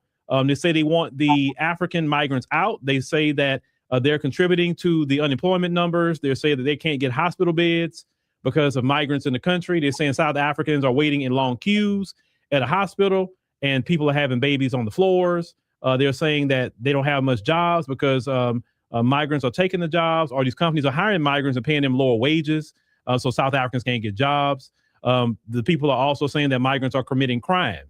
They're doing kidnapping, drug dealing, human trafficking. They're building buildings in corrupt manners. They are doing the most in the country. This is what the accusations are. And I'm not saying they're wrong about any of it, because I'm pretty sure some of them are committing crime. Oh, I believe it. I believe it. Trust me. I'm not saying everybody is over there as an angel now, but I understand the frustration. Trust me, I do. Who wants to wait for hours in a hospital? I understand that you may feel that you're being overlooked in schools. I understand that you may feel that, you're getting undercut on jobs because the immigrants take lower wages. We as Americans can relate to that aspect, because that happens here in America. They bring in immigrants on H-1B visas, and they put them in high paying tech jobs, but they wouldn't pay them like they would pay one of us as Americans. I understand that too. I'm not trying to go into it and say I don't understand. But I also understand Black South Africans only own 4% of the land in South Africa. I also understand 80% of the land is owned by white people. And when you own land, you control wealth. And they control the wealth in that country. So in 1994, they handed the government to Black people, but the wealth stayed in the hands of the apartheid people, the white folks. That's what And pissed the off source of the problem Namsamo. is the people who hold the wealth because they control With your Nelson politicians. Mandela, And I and don't that's know why if some of you know this or not, but the rich people run your politicians. So your politicians need money from them to run, right? They may need you to vote, but they need money from them to run. So it don't matter what party it is, they put money in their back pocket. You know, like the Oppenheimers over there and the Guptas and those kind of people, right? What's that other guy, the other rich guy, the billionaire in South Africa? The last name, his name Rupert or something like that. His last name, that guy. Okay, those people is the one that control South Africa because they control it economically. But some of you are attacking low-hanging fruit and the people you can get to, which would be the migrant. Okay. Now, I'm going to say this. What I have seen, basically, even out of a lot of these protests and all of that, your police service either agree with the vigilantes and not doing anything. Clearly, they agree with them. They're not doing anything, right? And if you have to go out there and do that sort of thing, then you have a failed police service and a failed state at that point. And you're taking the law into your own hands because you feel like you have no choice because the government isn't doing anything about your issue or problem. And that's a messed up situation to be in, okay? I'm not just trying to dump everything on South Africans and act like I don't feel where they're coming from. Because as Americans, we would have an issue with 30+% unemployment. We would have an issue if we had long lines at the emergency room and we couldn't get in the hospital beds. We would have an issue if the police wasn't doing their job and crime was all over the place. Oh, yes, we would have plenty of issue with that as Americans. We would. So I'm not saying that I don't sympathize and empathize of what's going on in South Africa. But there's a way to do it, and there's a way to make change, and then there's a way where you're being a bully.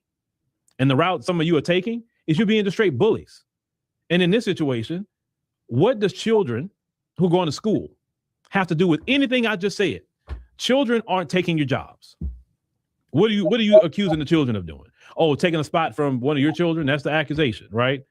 Now, if you're that, well, let me look at it. The scarcity mentality is running rampant, literally.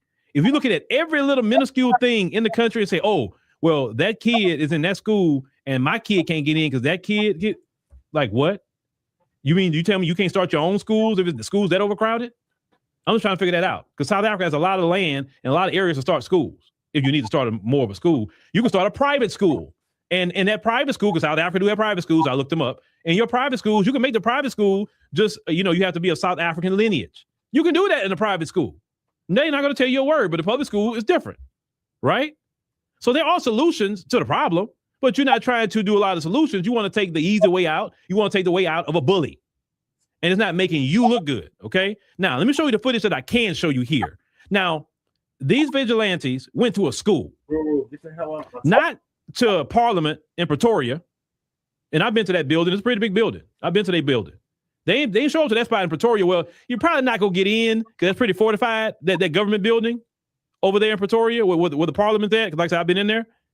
But they don't show up to Pretoria and go say nothing over there. All right. This is what they go do at a school, the footage that I can show you. Let me show y'all this real quick. Now tell me if this is going to solve your unemployment problem. So this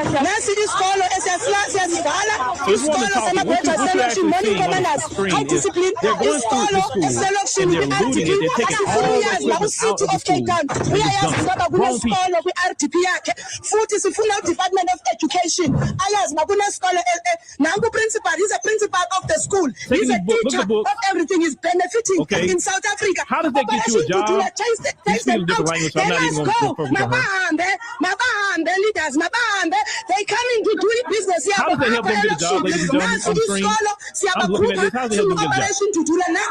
How does that stop crime in South Africa right there? And see, and there have some of them, y'all, that will come here and still try to justify that action. They will justify that. And it's an overall theme they keep saying, you don't know what you're talking about. I know exactly what I'm talking about. There's a thing called right and wrong. Mm-hmm. And what that video just showed is completely wrong. That didn't help none of y'all get a job. That didn't stop a single crime in South Africa. If you want to clean up the crime in South Africa, why aren't y'all marching up and down the street where you know where the crime is at and say, hey, ain't no crime gonna happen out here. Hey, human trafficking, hey, you getting off the street today. You're not gonna be out here trafficking. Oh, y'all be dealing drugs over here in the CBD? That's not happening. We shut down the crime today. I would respect that. Now, I would respect that. I say, hey, man, all right, they cleaning that crime up. I like that. I would be 100% with you if you was out there cleaning up crime. But no, you're not out there cleaning up crime. You're over there going to a school and taking all the stuff out and talking about, oh, they taking my spot.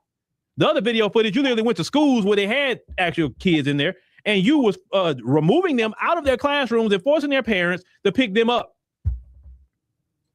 Once again, how does that get you a job? How does that stop crime? How does that stop illegal immigration into South Africa? It's just legitimate questions that, and I know you're going to respond emotionally because you don't think logically. You're going to respond, just everything with you is emotional. Trust me, I've been looking at your responses forever. Everything is emotion. It is nothing logical, because when you start thinking logically, you're gonna fall apart because it doesn't make sense and it doesn't get you to the said goal of a job. It doesn't stop any crime. You want to impress me? March and march. Go out there where the crime is at, because you know where the crime is at. Go out there where the crime is at, and you tell them no crime on this street today. And you say, get up off this street. We patrolling day and night. Over here is no more crime. We patrolling the street now. Then I can respect that, and I say, yes, that's how you clean it up, because you can clean up crime. Why aren't you out there cleaning up crime up in South Africa? Y'all been telling me in the chat about the drug dealing and all that. You know where it's at in the city. You know the area where the crime is at, but you're not showing up and cleaning it up. Why aren't you doing it? Them kids at school, they're not committing no crime against you. They're going to school. You acting like terrorists right now. And then let me tell you something else. You giving Trump everything he wants right now. See, before, when they was accusing you of white genocide, I know it was a lie, because white people live comfortable in South Africa. Trust me, I know. They live so comfortable. They live more comfortable in South Africa than the white people live here in America. That I can tell you. Because a lot of you are scared of them. I've been knowing that I can tell you too. 40 years. Now, Julius and them, they not. But a lot of you are scared of them folks. Scared of them. FBA, see, in America, they already know. I don't know about them. Because they know I get down. That's why when the white South Africans came here and they got to see how it is in America, they realized, oh, it's not as easy as South Africa. And two, the FBAs don't react to us like they do, like black South Africans react to us. And listen, I'm confident in what I'm saying, because I've been there. I've seen how some of you get down with them folks. You got smoke for black folk all day long, but them folks show up. Yes, sir. That mess. And I can't stand that. I don't care where that come from. Not just South Africa. I've seen it in Kenya too. In the United States, Phil. And I'll say something about that too. And I see, like, what's up with all that? Don't be doing that in front of me.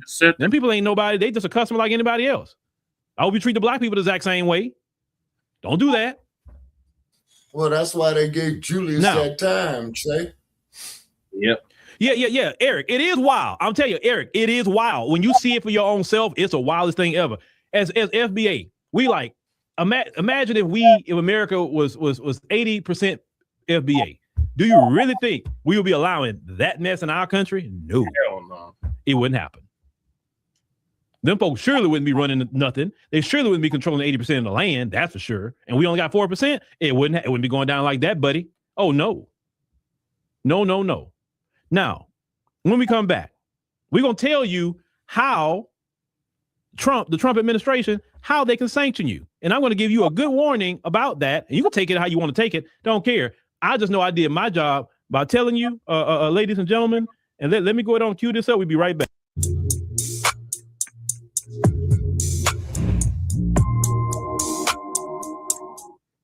All right, ladies and gentlemen, we are back. So let's get into how the Trump administration, how they could sanction South Africa.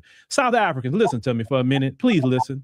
Get out your emotions and just listen logically for a minute. Okay. Now, there are plenty of South Africans that do not agree with these vigilante groups, but they feel afraid to speak, because what they're saying is if they speak, they're going to get attacked. So that's like a form of terrorism to me. When people cannot speak, when they have a freedom of speech because they feel they're going to be attacked, whether online Are they going to be attacked physically? Are they going to be threatening to unalive them? You know, these vigilante groups have literally starting to take over, and people who are against this in South Africa fear speaking out, which is sad. Okay, but your country, South Africa, pissed off Trump and Israel.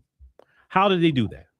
Y'all brought a case up to the International Criminal Court against Israel and saying what they were doing in Gaza. Okay. So y'all did that. Y'all took the lead on that. I said at the time, y'all should not have done that. You let the Arab states do that because that's their brethren. That's Arab business. So why don't you focus on African business? Now, I said that, yeah. There's plenty of issues in the continent of Africa that can be solved, or in South Africa by itself. Why did South Africa have to take the lead about another group of people that Arabs wouldn't even take a lead for? But okay, so now y'all done it. No problem. Trump and them was saying that y'all was committing a white genocide against the Boers in South Africa. We all know that was a bold-faced lie. The Boers are very comfortable around there. They buck up to a lot of y'all. They put hands on y'all. They slap you, dare you to come in their area. They got Irania and dare you to step foot over there too. So no, there's no such thing as a white genocide. Okay, everybody knows that. But now, you have given the Trump administration and the American government everything they need to sanction you. Let me tell you why. All these videos that's coming out that you're posting it. We're not posting it. You're posting it. All the videos that you're posting online of you intimidating people, being straight thugs, going in hospitals, telling people you're not South African, you got to get out while they're sick, throwing pregnant women out of the hospitals, going to schools and throwing children out, just acting like a menace, a public menace, and say you're doing a good thing. Let me tell you about my country and the get down of these folks over here. See, media perception is everything. And they can turn those videos that you posted into weapons of propaganda to sanction you. And I'm going to tell you this. When they sanction you, because I think they probably will, you keep this up, they're going to look like the good guy. You want me to tell you how they're going to look like the good guy in sanctioning you? Here's the issue you're not paying attention to. The continent of Africa is turning against you. They're turning against you because of what you're doing. All the African nations say, hey, man, come on, what you doing? Stop. Hey, we helped y'all with apartheid. We helped out the ANC, Nelson Mandela. What are y'all doing, bro? You know, come on. That was a pan-African thing. You know what I'm saying? Black Americans also spoke out and spoke against the apartheid regime as well. Yeah. Nelson Mandela even acknowledged what Black Americans did to help in the fight of apartheid. He said it, okay? So now you're turning the African continent against you. See, when you're doing that, and now other countries talking about even possibly isolating you. You're like, I don't care. They can isolate us. Get out of our country. We don't care. Get out. Get out. Okay, fine. You're doing this to kids. You're doing this to people in hospitals. I mean, you're going after vulnerable people, okay? You're not going after the criminals you're telling me about in the chat. I ain't seen you round up a NAR criminal. I ain't seen you round up a drug dealer you're talking about. The people out there human trafficking. I ain't seen you round them up. No videos you rounding the criminals up. But you're going after children and sick people, going in schools and looting schools. This is what you're doing. You're putting this footage out. It's cowardice. Sorry, it's cowardice. Go get the criminals in the streets you're telling me about in the chat. Go get them. I'll support you all day. I'm with you to go get the criminals. Get them out and bring them to jail. And say, bring them to jail, deport them, whatever. They're not going to deal no drugs in this country. They're not going to be out here human trafficking. They're not going to be robbing. They're not going to be unaliving. They're not going to do this in this country. We're not going to have this crime. Then, trust me, I would cheer you all day long if you do that. But you're not doing it. So, you keep targeting vulnerable people. You run up on people, their businesses, beating them with whips and sticks and punching on them and doing all kind of things that you're doing, right? Okay, cool. This is the footage that you're constantly putting out. So Trump and them, this is how they're going to flip it on you, okay? And I know you may not hear what I'm saying because you're being, once again, too emotional. He's going to say, look at what they're doing to women and children in the hospital. I mean, look at what they're doing at schools. They're going to do this to children at schools. They like, now you see what we were talking about? How it was a white genocide? Because if they did this to their own people, how much more you do this to white people? They've been doing this to white people. But and look at the footage. We got to do something about this because this isn't right anyway. We got to do something to stop this. And you know what? We may have to sanction these people because they don't know how to stop. Their government is a failed state. The president, he said something, but he haven't done anything about it. They got their police just standing there while they're doing it. Seem like they're protecting the vigilantes. We got to do something because it's like a human rights violation that's going on in South Africa. Now, they don't care about South Africa like that, but that's how they're going to flip it on you. And then if they lay sanctions on you, because like I said, you're giving them the ammo to do it. They lay sanctions on you, guess what's going to happen? Oh, the immigrants leaving. You'll get your wish. Oh, they're going to leave. And they're going to go to other countries that's not sanctioned. But guess what? You think you got unemployment now? Go ask Zimbabwe what happened to them when they got sanctioned, and they still sanctioned to this day. Some of you think you're so much better than Zimbabweans. You're not sanctioned like they are. That's why they come over to South Africa, if you want to know. And you keep up what you're doing, you're going to be sanctioned. Now, you can say, you don't know what you're talking about. I know about the American government. I know about that. I know when they get their eye on you. I know when they keep talking bad about you, something's coming out of it. That I do know. You can't tell me about the American government. I know this place, and I know what they do, what they've been wanting to do to y'all. They just didn't have, number one, footage or anything, and they didn't have the backing. But now, so they see all these African states are speaking against you, and African people are pissed off with you. Oh, now they got a lane to the bucket now, and it's your fault. Yes, Zimbabwe is still sanctioned. You didn't know that? Yes. Yep. They still sanctioned, even to this day. They are still sanctioned. Robert Mugabe it went on to the next life. Okay. And why did they get sanctioned? Because they took their land back from white people and gave it back to black people. That's why they got sanctioned. They wasn't attacking people in hospitals. They wasn't pulling kids out of schools and saying they're not Zimbabwean. They didn't doing any of that. They just say, nah, the land needs to be in the hands of black people. Y'all need, and they took the land from, y'all check this out. They took the land from 4,000 white people and gave it to black people. And before that happened, Mugabe kept going to the UK and say, hey, the people need their land. I need y'all to give me some money. I'll compensate them for the land, but that land going to black people. And that queen, like, nope, I ain't giving you a dime. Nope. We say, well, okay. And so Mugabe took that land and gave it back to black people. And that's how the EU and the US sanctioned Zimbabwe. Yep. Your so-called first black president that's of African descent didn't even take the sanctions off of Zimbabwe. He was in there 8 years, and he didn't take a single sanction off of Zimbabwe. That's why I say he didn't care nothing about black folks, and sure didn't care about Africans. Nope. That's what I'm saying. Barack Hussein Obama was not a help to black America or the diaspora at all. Matter of fact, AFRICOM got started underneath him. African Central Command, AFRICOM, they got started underneath him. Yep, sure did.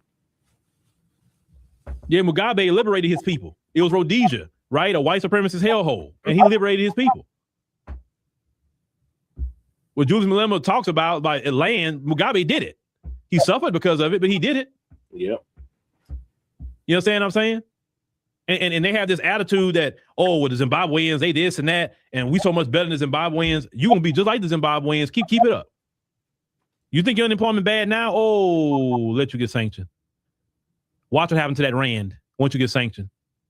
I'm telling you, stop doing that. Don't target vulnerable people. Go get the criminals. I'm with you. Get the criminals, get the drug dealers, get the human traffickers, get the ones that's doing the kidnapping. Y'all say there's mafias over there. Y'all get together and go get them. Get them, put them in jail. Demand the police to put these people in jail. They're committing crimes. Not going after vulnerable people that's not doing anything. Because what they like to do, they want to justify going after kids in school or people in the hospital and conflate that with, well, all these criminals in South Africa and illegal immigration. They try to throw that as a justification of targeting weak and vulnerable people versus being a man and go and get the real criminals that they know where the criminality is going on in South Africa. They know exactly where it's at. Go get them. They know exactly where the criminality is at in KZN. They know exactly where the criminals at. Go get those criminals.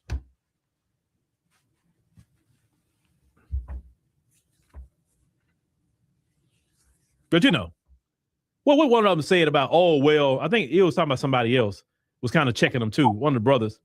Oh, I don't see how y'all listen to a slave. Like, I don't know what you're talking about. We've been free since 1865. Just to give you a history, calling us slaves, that's not a dig at FBA. Calling us a slave. We were slaves. Oh, yes. And we built one of the greatest nations on planet Earth. We built this place. Yeah, we were slaves. I am very proud of my ancestors. Calling us slaves don't hurt me. Not at all. We fought to get out of slavery. Right. Period. By ourselves. We didn't have a Pan-African fight to get us out of slavery. If you want to go there. We didn't have the diaspora helping us get out of slavery. We showed did. We didn't have Ghana and Nigeria and all these different other countries giving us money to get us out of slavery. That didn't happen. We got it out of slavery on our own. So when you call us a slave, be careful because we know our history and we know yours. In 1652, the white people that's a part of you came down to your area and established their first settlement in the what they say in the area by the Cape of Good Hope, in that area, which I've been there. And that started the white minority rule since 1652. But it wasn't organized, tight, and systemic until 1948 when the National Party took over South Africa. And they come up with the term apartheid, but that was extremely systemic, tight, and you wasn't doing nothing. And it was national. Okay? But from 1652 to 1948, they were still running that land and your people by white minority rule. In 1948, it got a little bit more brutal. So from 1948 to 1994, when you got out of apartheid, okay? So you want to call us a slave, but this slave was free in June 19, 1865. We didn't get our freedom in 1994. So stop with that slave conversation. I'm sorry, some of you talking don't know enough history. You don't even know your own history to talk. Right. Now, what would it say? Alonzo said, I see the parallel between us and them, so it blows my mind. They overlook the apartheid descendants. I think they're scared. Listen, I went to the Hector Peterson Museum. I seen everything they went through. They went through it, okay? They went through it. Very similar to Jim Crow. And they fought. Those brothers and sisters in South Africa at that time, they weren't no punks. They fought. And even the children fought, okay? Not just adults, the kids. If you ever go to South Africa, go to Hector Peterson Museum and see how those kids were standing up just with tin can shields and rocks and all that to go fight against the police and all that stuff. Kids, okay? And they was unaliving kids. And these kids still fought back against the apartheid regime. They were trying to force them to speak Afrikaans, and that famous sign they say the hell with Afrikaans. They're like, I ain't speaking that white folks language. Right. That's the lineage they come from.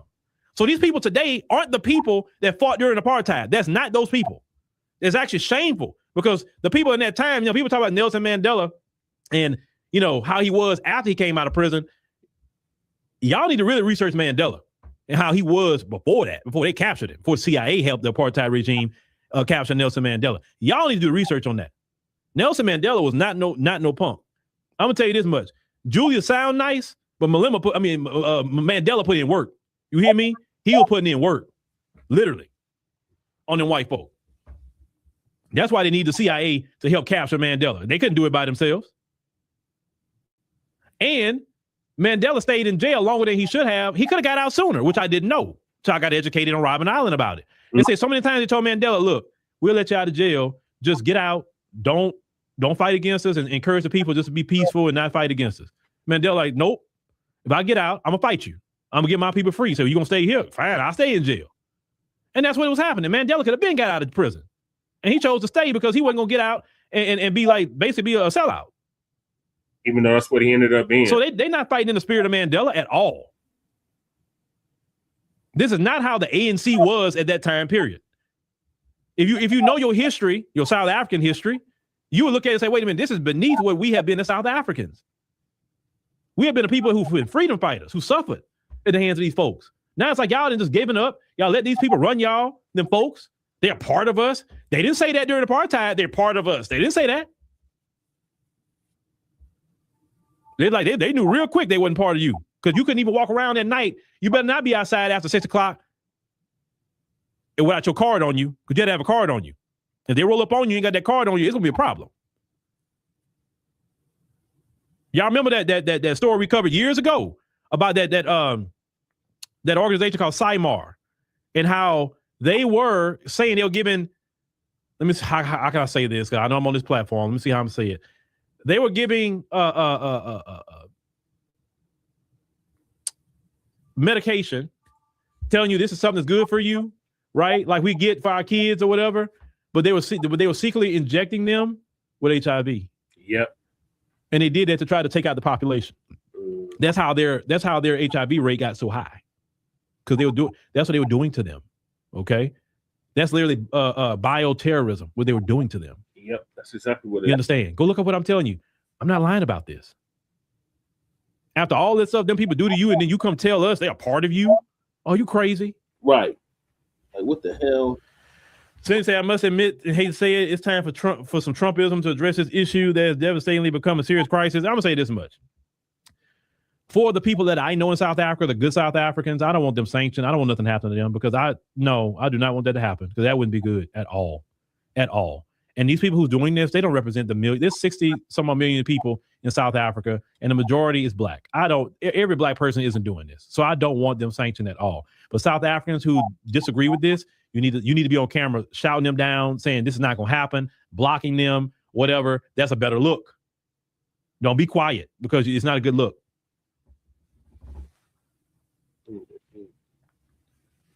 You said 1985 they were 2,000 unalive by their government. Well, I have to look into that, Alonzo, and see exactly what you're talking about there. Yeah, it's not cool. None of this stuff is cool at all, ladies and gentlemen. None of this stuff is cool. Now, let me go ahead and switch to the app because I want to continue to show you why I'm so angry about this situation. So if you're on the African Diaspora News Channel app, just hang out there. We got to switch over. If you're on YouTube, Facebook is watching right now. Get that. All right, Shabaka, what are your thoughts on what's happening in Zania? Yeah, what it is, man, the infrastructure has to be rebuilt. But, like you got all these corrupt ass motherfuckers over there in Zania like you do here in the United States. Well, these motherfuckers is up here countermanding their own interests. See, because they don't want them to have access to that cobalt. They don't want them to have access to that gold. And they damn sure don't want them to have access to them goddamn diamonds.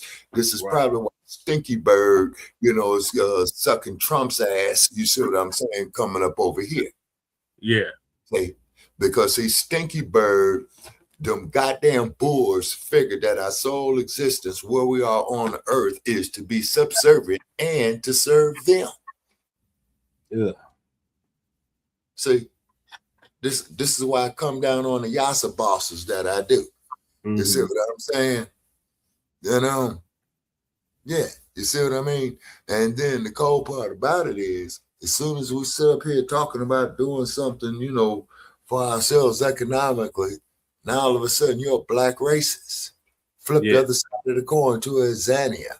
Oh, well, man, we're going to make South Africa all multiracial society. But you motherfuckers went and invaded our people's land. Mm-hmm. See? Like they did to the Native American here. You motherfucking goddamn Dutch, you motherfucking British, you fucking French, all you goddamn Europeans, and particularly you goddamn Belgians, you motherfuckers are invaders. You come with alcohol. You come with lies. You come with deceit. You see what I'm saying? Yeah. Then as soon, then the next thing, which good bastard starts doing is start violating the women. Yep. Then that is pure provocation right there. Go kill the man. And now they got the Chinese over there doing the same thing. Right. That's what I'm saying about the Chinese as well, too, brother Check. Chinese and the Indians they're doing the same thing. Yeah. And this is why when I saw Traore capitulate, this is why, I reversed myself on Traore. Mm-hmm. See, because you still inviting these goddamn Nabiscos over there. Yeah. You still ain't trying to keep them Nabiscos out. They ain't talking about boars out. Yeah, that's what I'm saying, brother Che. You don't need them motherfuckers over there. Shit, you on that continent. You had road maps. You had major architecture over there. You see what I'm saying? While the troglodyte was in a fucking cave. But what's the only thing that the troglodyte do? Because of the savage that he is, he only knows death and destruction, lies and deceits. And that's their culture. You see? Yeah, that's their culture. See, the troglodyte is filthy by nature. Mm-hmm. See what I'm saying? It was black women on the whole continent had to show the nasty troglodyte broad, how to do her feminine hygiene. Yeah. See, and then old dumpster, he's sitting up there kissing this motherfucker King Charles's ass, yesterday. Oh, yeah. You see what I'm saying? Them is Nabiscos. They're one and the same. They don't Mhm. give a fuck about people that look like us. Although we circumnavigated the goddamn globe, showed them, concepts of trigonometry, geometry, and I'm still trying to get with Dr. Ashwar Kwesi because he can go off into better that than me. And then, Traore is capitulating to these damn Russians. Another white racist ass government. Yeah. Is it? But here comes the house nigga. Oh, yes, boss. Yeah, I'm the boss. You the boss. Let me step and fetch it. Let me tap dance. Let me go out there to old Black Hollywood and get treated like shit. And then they throw my ass over there off of Central Avenue and 45th, 15 miles away from the goddamn mainstream place of Hollywood. You see what I'm saying? Just like out there in the city of Compton, the hub city. You had that Black Mary out there and allowing aluminum, Alcoa, what's that? The Aluminum Corporation of America coming in there to dump all that waste in the Black community. Yeah. And then them motherfuckers decided to do some crooked shit. That, Los Angeles County DA's office coming in and raid them. Yep. This is the hub city. You see what I'm saying? This is where Venus and Serena's from. What the fuck Serena do? Come up out of there, but she wants to spread her legs for Nabisco. Yep. She married to Nabisco. And and lady, I cannot sit up there when you go up there and you Black women that go out there and lay with them Nabiscos when they start abusing your ass. Don't call us. Don't call us. Exactly. Call bed wench busters. Right. Okay. Because what you doing, bed wench, you putting your daddy in jeopardy, your cousins in jeopardy, your sons. You know what I'm saying? Your brothers. Yeah. You see? All that. Yeah, multi-racial culture, my ass. You kiss my ass. Right. See? And this is why I pass on down to the generations after me. See, I'm not going to be around people to see our total liberation, our worldwide liberation. You see? Just like some woman going to sit up here and try to argue with me on goddamn social media when I told her that Karl Marx was a goddamn racist. Yeah.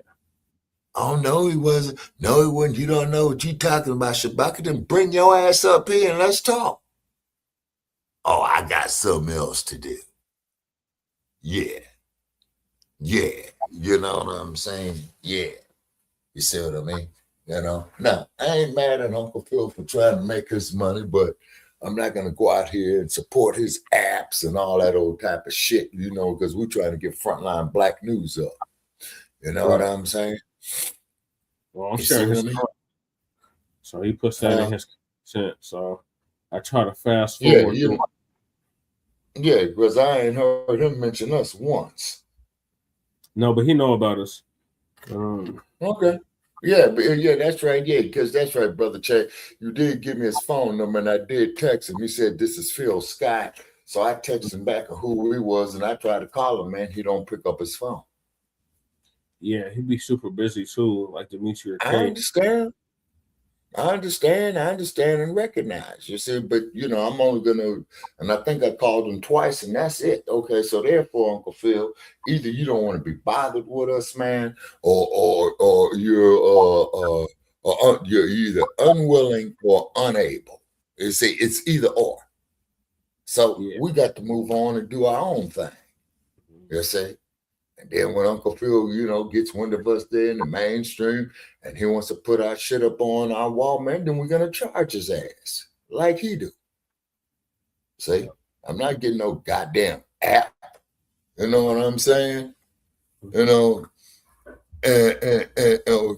Okay, Goddess is saying he only has one moderator, says it's unnecessary much as people troll that channel. Okay. Well, Goddess Navi, okay, we get trolled too. Hell, we've been getting trolled for years now. But you see how we handle the trolls. You see, we smash them. You know what I'm saying? We put them on the spot like Regal to show them that the busters that they are. You see what I'm saying? And they can't get no juice here. But I ain't mad at Phil for making his money. This is why I appreciate Word Radio when they came back on out of Philadelphia, Brother Che. They said, hey, Shabaka, what's up with the Black experience? You know what I'm saying? So I'm still going to, keep it out there real with Word Radio. They have a beautiful platform, Brother Chad. I'm going to try to work with them. You know what I'm saying? See if they'll work with us. I have faith that they do, you see. But they ain't never, disrespected us or ignored us, Brother Chad. That's what I'm saying about Word Radio. Okay, Goddess is saying California, the certified land of bullshit. Goddess, you will get no mistake. I'm sorry. I'm tired. I've been up all night. Hold on, let me put some eyes on here. Now, Goddess is saying a musty Armenian Serena married. Oh my God. No, she did. No, she did. For real. Oh my God. Yeah, well, like I say, she don't get a pass from me. You know what I mean? She don't get a pass from me. And then let's look at what happened with Holly Berry. Then she go up there, marry Nabisco, get knocked up by him. He divorces her ass, and she's got to pay him alimony. You know what I'm saying? See? Yeah, see? This is why when they come up here against a motherfucker like me, oh, Shabaka, you're a black racist guy. You're just a fucking racist. What goddamn police departments do I control? No. Yeah, Karl Marx was a racist too, Goddess Navi. And you should have heard this ignorant ass bedwench, gonna cuss me out about how great Karl Marx was. Black woman. You know what I'm saying? Talk that shit to me. Yeah, he was a racist. You see what I'm saying? And then, too, oh man, only thing I can say, black people, is this. We are all we got, okay? Not only in the U.S., but I'm talking around the whole fucking world. Because we outnumber these damn Nabiscos and these other groups. And these damn Brahmas and all that old shit. Like Kamala. Oh, I'm not going to do nothing for black people now. But her command-me ass. But as you say, Brother Che, she's a Brahma, right? Brother Che? Yes. Okay, Che. Yeah, she's a Brahma, right? Please correct me if I'm wrong. I could tell you tired too, man. You know what I'm saying? Yeah. Yeah. That she ain't gonna do nothing for black people. You know what I'm saying? You're right. But we're supposed to go out here, listen to old Sambo's ass with that finger roll wagging shit. And look at those Sambo. Yeah. You the goddamn president, motherfucking ain't killing unarmed black people on your watch. Oh, I can't do nothing about that. And what does old Sambo do? He's going out there talking about an alphabetized agenda. Yeah. You know what I'm saying? Just like the president of Kenya threw his ass up out of there. Mm-hmm. When he's coming up there with that shit. And President Kenyatta said, well, man, I appreciate you coming back to your ancestral land, man. Okay, let's do some business here. You see? Oh, well, man, the rainbow colors. Same thing with Al Sharpton's bobblehead ass. The hell with Al. Going around with a rainbow flag, Goddess. Now get this, Goddess. Al Sharpton with his bubblehead ass is going around waving a rainbow flag with a banana in his mouth. Now, what kind of motherfucking image are you Rejecting there, cat. Right. Okay, yeah, Kamala is gonna lose again. She's an embarrassment to black woman and trick bomber. Exactly. Mm-hmm. Yeah, California, the certified land of bullshit. That's why I'm out here in Nevada. He only has one moderator, says it's unnecessary. Much as people troll that channel. Yeah, well, he what's it called? He'll give you a membership if you tell him that. He basically gives you a membership to keep quiet. Because remember, he was supposed to end that being subscriber only after the election, after the 2024 election. And when I brought that to his attention, instead of addressing it, he just gave me a free membership for the month. Okay, you talking about Phil Scott? Yeah. Okay, well, okay. I ain't mad at Phil for making his money, but that, we're trying to do the same daggone thing, you see? And now Goddess is saying, I'm glad I didn't see that Shabaka was Sharpton. Yeah, Goddess, now, it was sickening, sister. It was sickening. And then just like Jesse Jackson, condolences to the Jackson family, you know what I'm saying, on losing Jesse. But what does Jesse sit up there and do? Keep hope alive. Keep hope alive. Now, one of these motherfuckers is coming out with a plan of action, but you talking about keep hope alive. Yeah, remember that video I played the other day? How can we keep hope alive? No. Yeah, and then also too, don't we got Sister Kalia Ali? Mm-hmm. Little baby doing the most. Amaru. Yeah, Amaru want to be up on TV. Yeah. Notice the little baby. The little baby. Oh, that's the little baby. Oh, baby kitty. Okay. That's the little baby kitty. Yeah, saying, looking like a little panther up there. Yeah. Say he up there want to get starstruck too. Yeah. Okay, so you got one more in you, or you done? Okay, I'm done on that, man. We want to get to the last clip that we had on Sister Kalia. Oh, you want? Okay, I'll put that one up there. Yeah, and whatever. And after that, then I got to lay it down, man, because I've been it's 11 o'clock in the morning. Damn, time is flying. Yeah, it is. It's already afternoon here. Yeah. Okay, so this is Kalia says Sonny Liston was killed by the mob. Yeah. The felon to beat Ali. The other topics I'm gonna roll over the Frontline Black News. Okay. All right. Dialogue. Sister Kalia Ali, ladies and gentlemen, this is the second wife of Muhammad Ali. She was with him in his exile and the majority of his career. She herself is 76 years old now. Let me ask you, Ray. I want to go back to earlier, Sonny Liston. You brought him up earlier, so it made me think. How did he die? Because I know there's a mystery behind his death, right? Gangsters killed Sonny Liston because he didn't. Ali wasn't going to take the fall. Okay. And he was paid and made to destroy Ali, and he didn't do it. He couldn't do it. He tried, but he couldn't. And then all of a sudden they found him ejected. He had got off of heroin. He wasn't even on heroin anymore.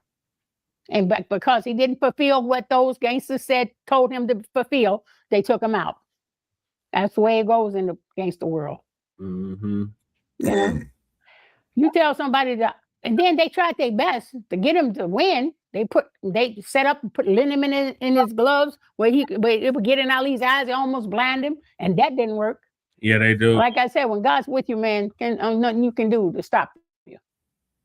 And Sonny Liston was she got confused either. He couldn't fulfill what the gangsters had him to fulfill. That's the blessing of Ali being in the Nation of Islam under the leadership of Elijah Muhammad. That protected him from these gangsters. Exactly. Because they didn't have control. And I was arguing with a bastard about that, man, about 2 days ago on that. These gangsters, man, they're cruel when it comes to that money. Yeah, she is. You know, you got gangsters running your life. You're on a short stick. You're on a short stick. It was a blessing that Ali was in the Islamic world because it was clean. You didn't, what the scandal stuff. Ali was clean. He fought clean. He was a good person overall. 75% of the time, he was a good boy. He was a good person. I didn't know that. I had no idea that his murder was connected to Ali. Oh yeah, it was gangster style. Oh yeah, it was definitely gangster style. Because Sonny Liston he had cleaned himself up. He didn't start fighting. About her. No nonsense.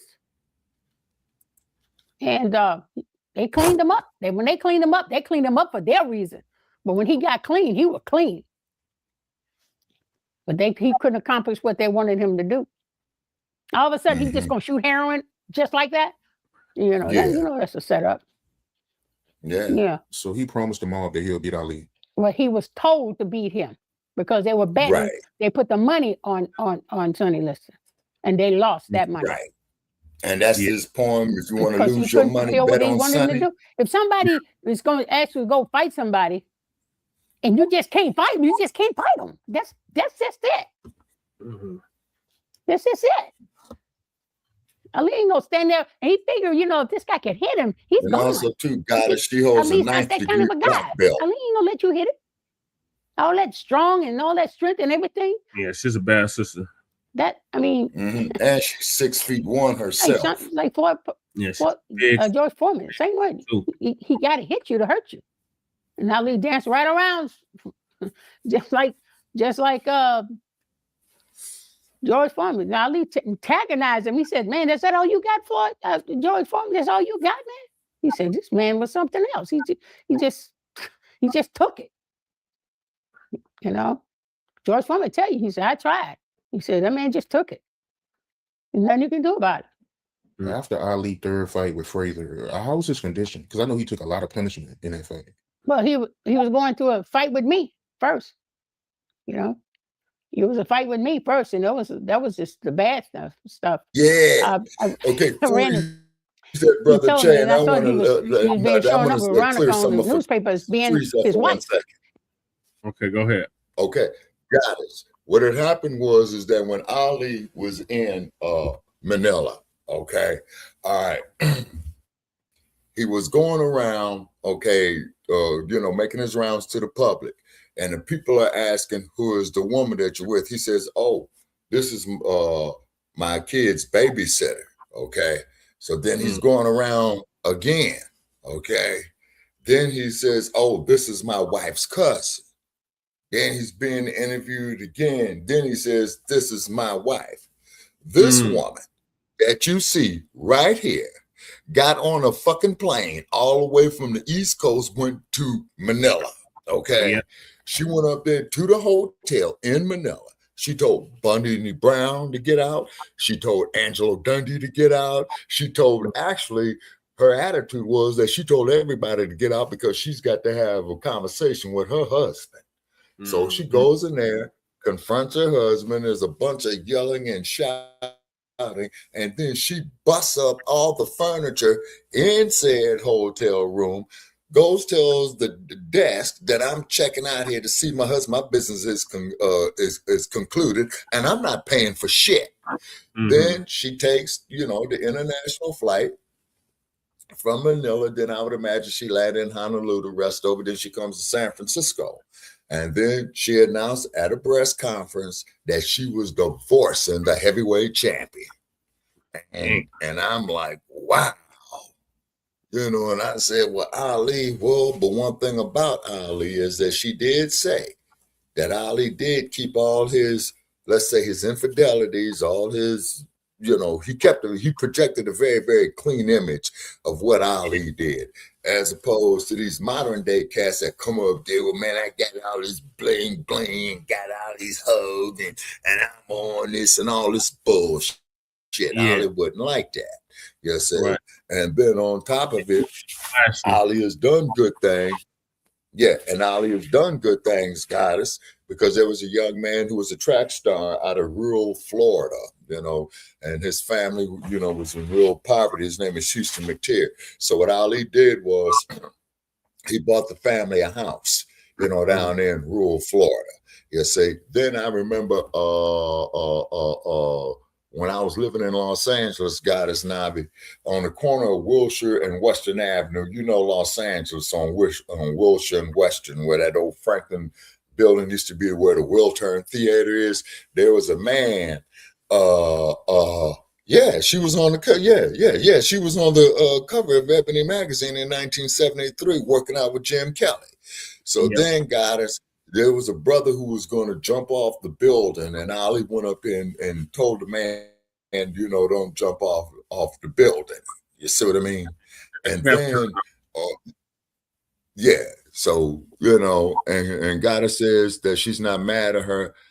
That's how you do it. Salute to her. She don't take any shit.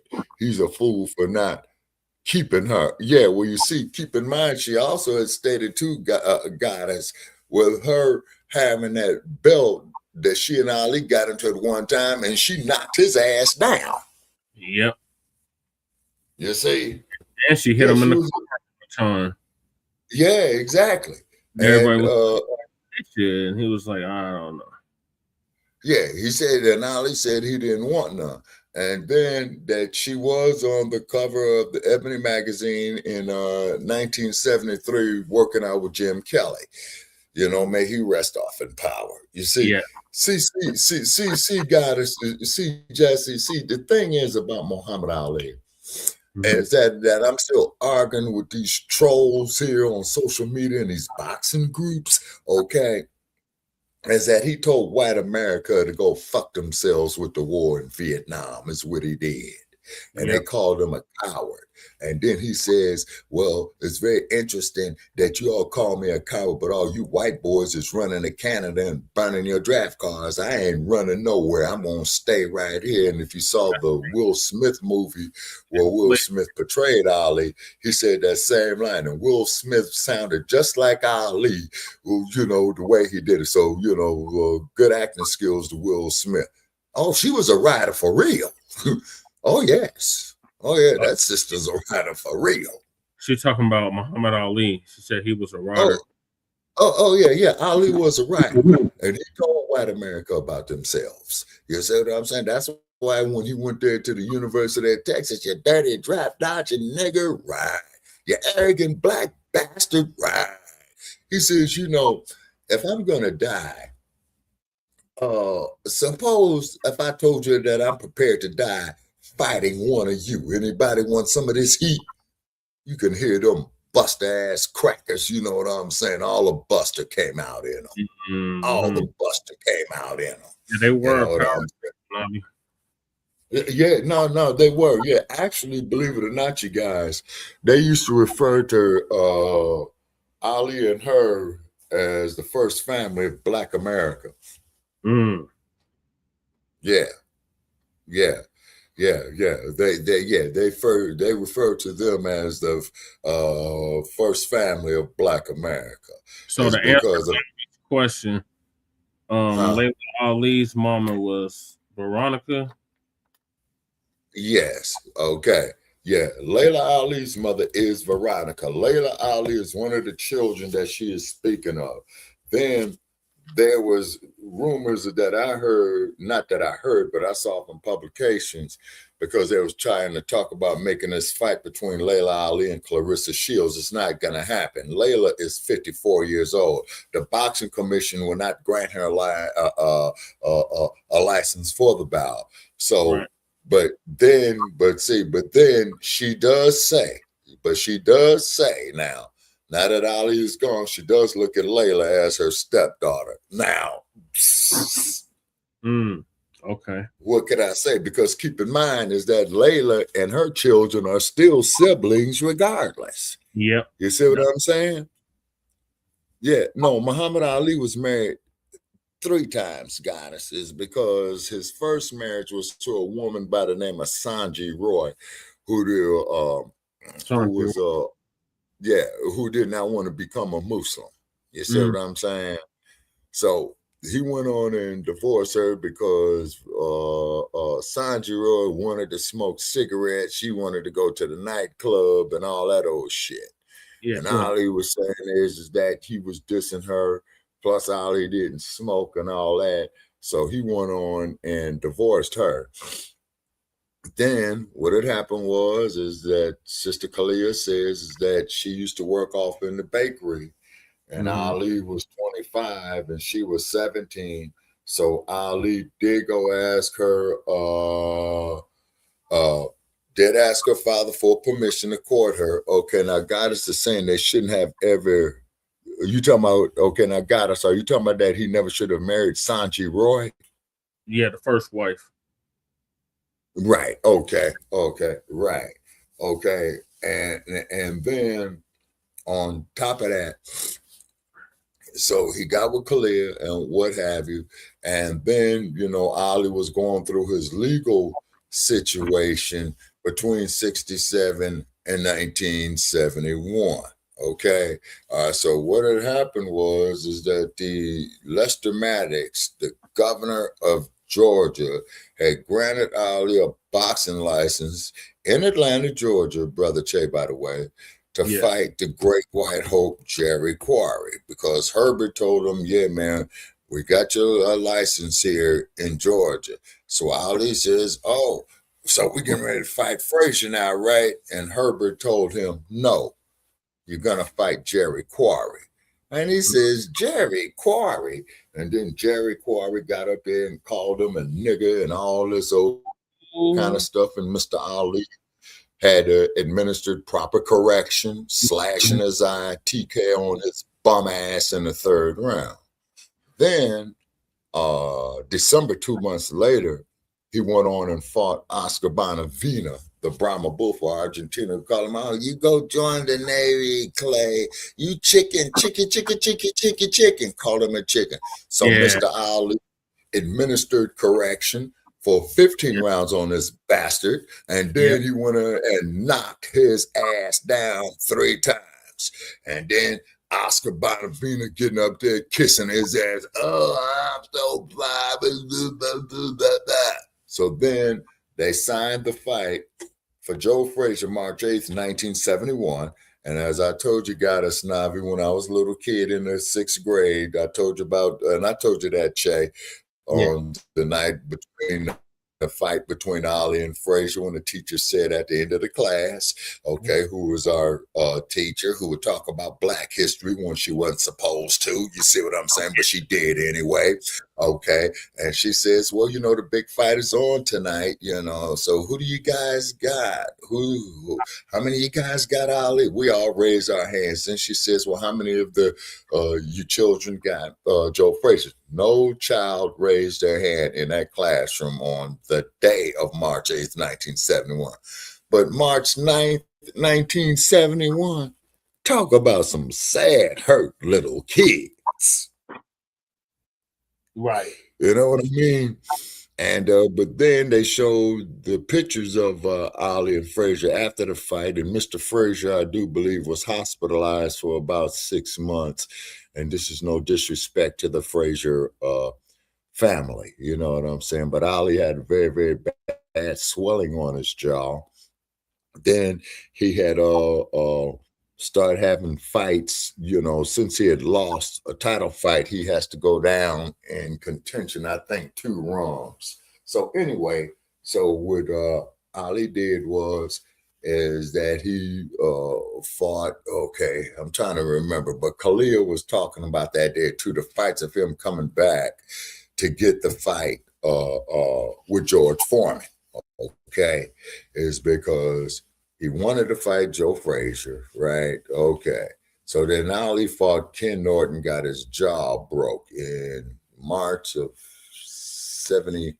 73, I believe. So he had to heal up. Now, what happened was when Ali got his jaw broken and he lost his decision, Kalia had a nervous breakdown, you see. And so, but of course he was hurt, and he says, well, where's Kalia? He wanted to find out where Kalia was, right? So he had to wait for the jaw to heal. So he fought Kid Norton in a rematch September 1973 at the Los Angeles Forum, which still stands today, right? Okay. So Ali beat him, okay, to get him back to the contention. Now, what had happened in his time in January of 1973, okay, Joe Frazier is out the hospital, and he is jacked up by the boxing people to say, well, Joe, you got to defend this title within a year, and you haven't fought since March, man, and we going into January, man, so you know you're going to get stripped. So then Joe Frazier decides to take this fight in Jamaica, in Kingston, Jamaica, and he fought the 1968 Olympic boxing champion by the name of George Foreman.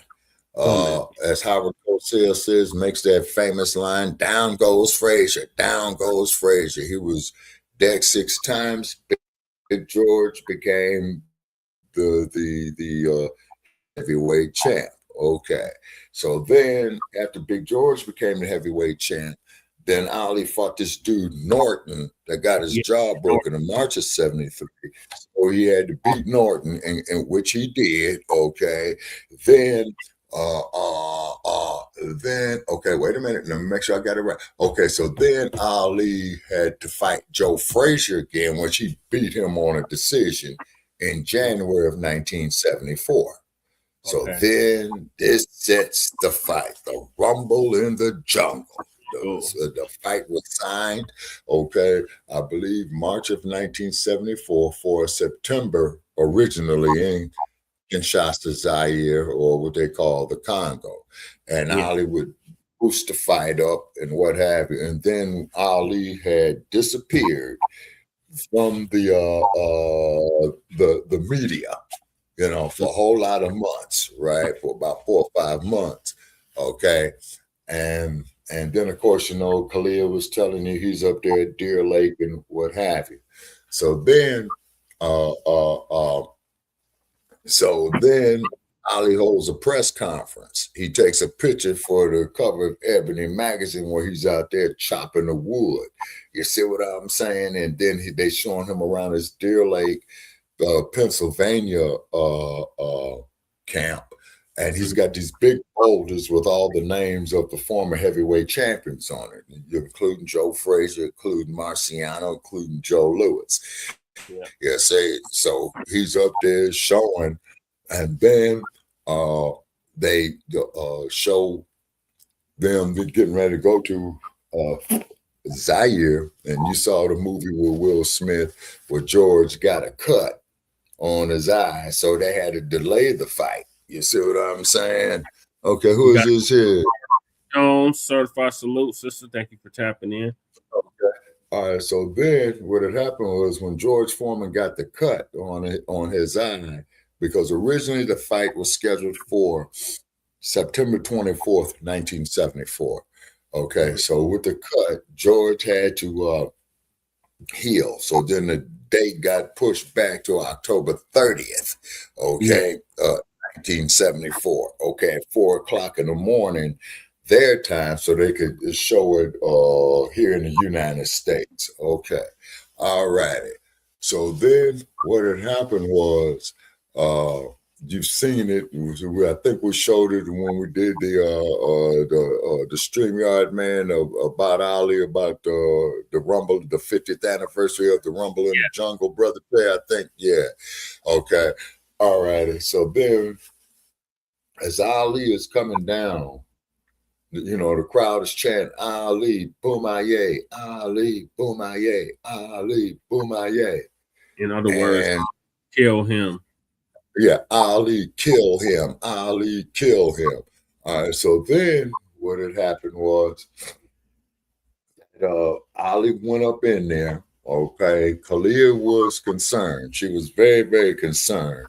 Okay, and then when she stopped George, when he stopped George, okay, it started raining after the fight. You know, you had a huge thunderstorm, and Khalil got up there and was thankful that Ali, you know, had whooped George Foreman's ass. Okay, And then from there,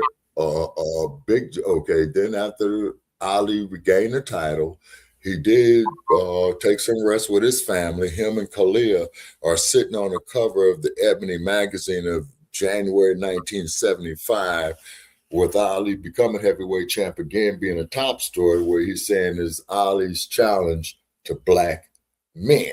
You see? All right. So 2 months after that. So what year did Sonny Liston?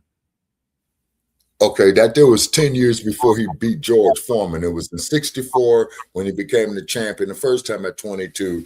Then he was 32 when he became the champion in 1974. Okay. All right. So then Ali has to make a defense. So Ali in his first defense as the champion, as the regained champion, okay, because keep in mind your defenses are counted no matter how many times that you are the champion, if that makes sense. So if he had like 8 defenses his first time as heavyweight champ, this would be his 9th defense of the heavyweight title. Right. He signs and fights a dude by the name of Chuck Wepner. Oh boy, Chuck Wepner. Excuse me for coughing. All right. Chuck Wepner fought Sonny Liston. Okay. Chuck Wepner was what they would call a journeyman fighter. He was from Bayonne, New Jersey. He was a liquor salesman off in his part-time. Okay. So the fight comes on. Ali is beating Chuck Wepner to a pulp through the fight. Okay, Chuck Wepner is hitting Ali with rapid punches. So Ali complains to the referee, Perez. Okay, what was his first name? Perez. Okay, was the referee. Okay. And Ali says, hey, man, the dude is hitting me with rapid punches. Perez is saying he didn't see it. Okay, so Chuck Wepner comes again as Ali is beating his ass for all 14 rounds, okay? Then Ali all of a sudden grabs the white boy's head, pulls it down, and he bashes him in the back of his head about 10 times and told Perez, you didn't see that, did you? You see what I mean? Perez didn't do nothing.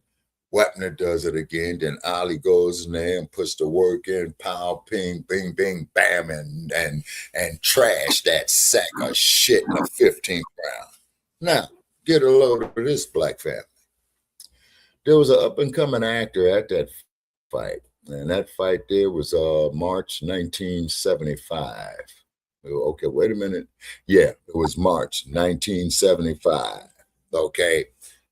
There was an up-and-coming actor there by the name of Sylvester Stallone who got the idea to write this fantasy called Rocky. Okay. All right. Now, the Rocky movies are good except for when Rocky fought Apollo Creed. Now, keep in mind, Apollo Creed was a character. You got Apollo Creed sitting up there with red, white, and blue trunks on, like the American flag. Yep. Muhammad Ali ain't never wore no trunks resembling American flag. Yeah. Okay? All right. So then, you know the Rocky story. So Sylvester Stallone says that he was inspired by this fight with Chuck Wepner, you know what I'm saying, to write Rocky, to create Rocky, right? Okay. Now, the thing is that Muhammad Ali never lost to no white man. Right. Okay. All right. You know, I'm making that very plain. I'm making that very plain, very plain. He never lost to no Nabisco. Okay. Right. And I've been arguing with these dumb bastards up here in these boxing groups all day long. Well, look what Brian London did, who got knocked the fuck out. Look what Henry Cooper did, who knocked Ali down. But Ali stopped his ass. You know what I'm saying? And then Ali, in turn, in his first reign as champion, gave these guys title shots and beat their asses again. You see what I mean? So, in his second reign, okay, after he beats the shit out of Chuck Wepner, He fights a guy out of Denver, Colorado, brother Che. Yeah. All right. By the name of Ron Lau. Okay. All righty. And so then Ali is after Ron Lau, then Ali went on and fought a dude by the name of Richard Dunn, who in England, and knocked his ass out in the 5th round. You know what I'm saying? Then he took time off. Then they signed the fight for the Thriller in Manila.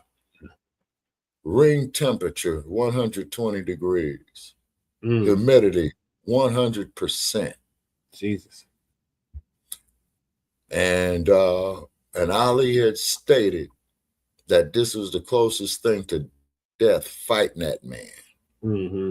And then Joe Frazier had said, Lordy, Lordy, he's great. I remember reading this here off in the newspaper. Now, there's a lot of talk on the inside that's saying that Frazier was helping Ali when Ali was going through his exile.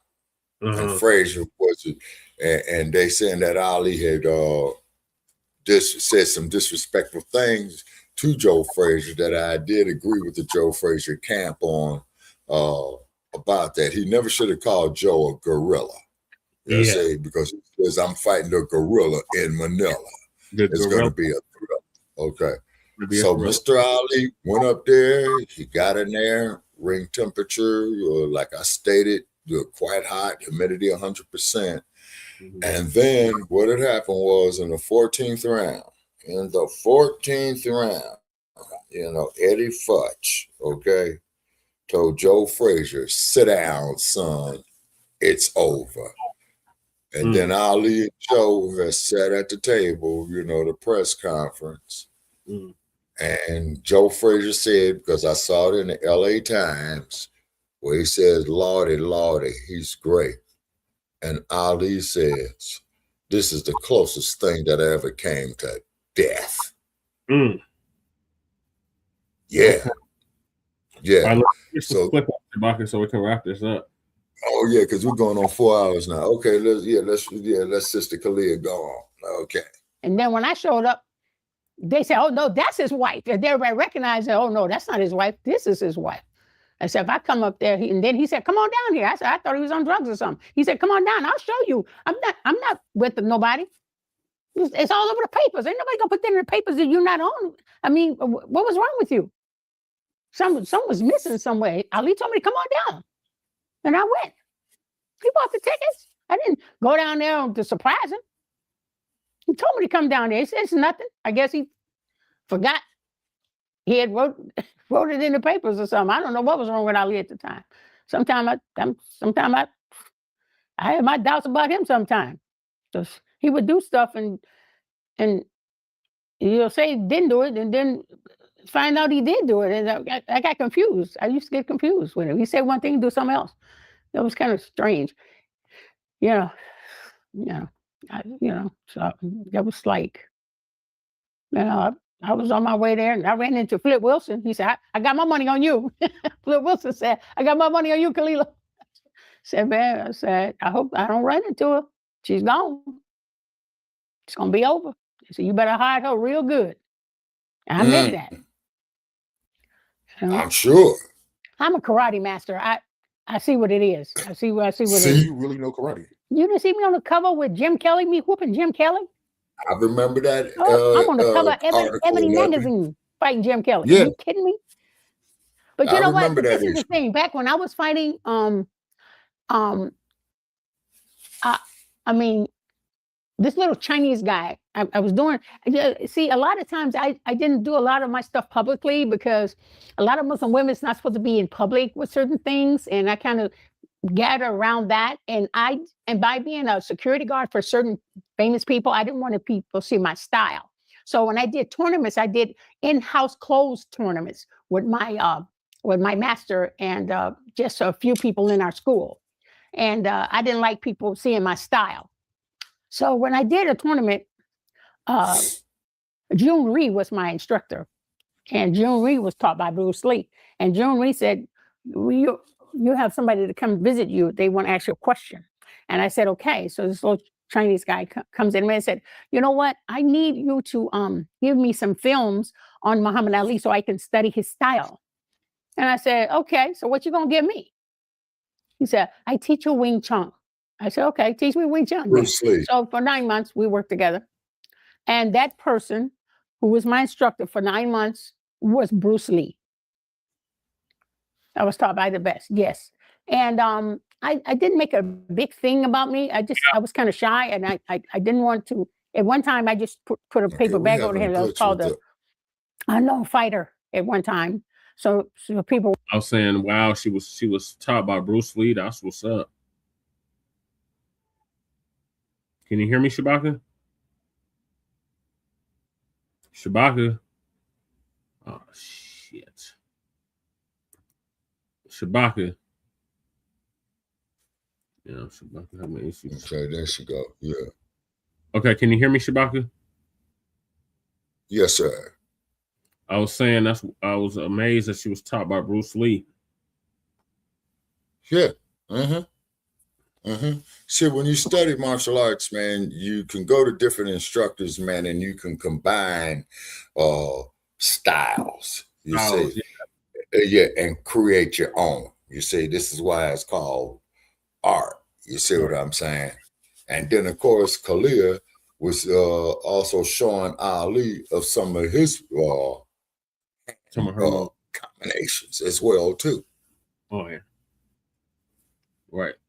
Wouldn't see me, and I was a little shy. But I did mostly my tournaments for my security skills, so I could do security. So if I'm walking around Michael Jackson, having fun with Michael, standing at his house, going out with him at certain points, I'm actually doing security for him. Right. A lot of people didn't know. I'm just hanging out with you.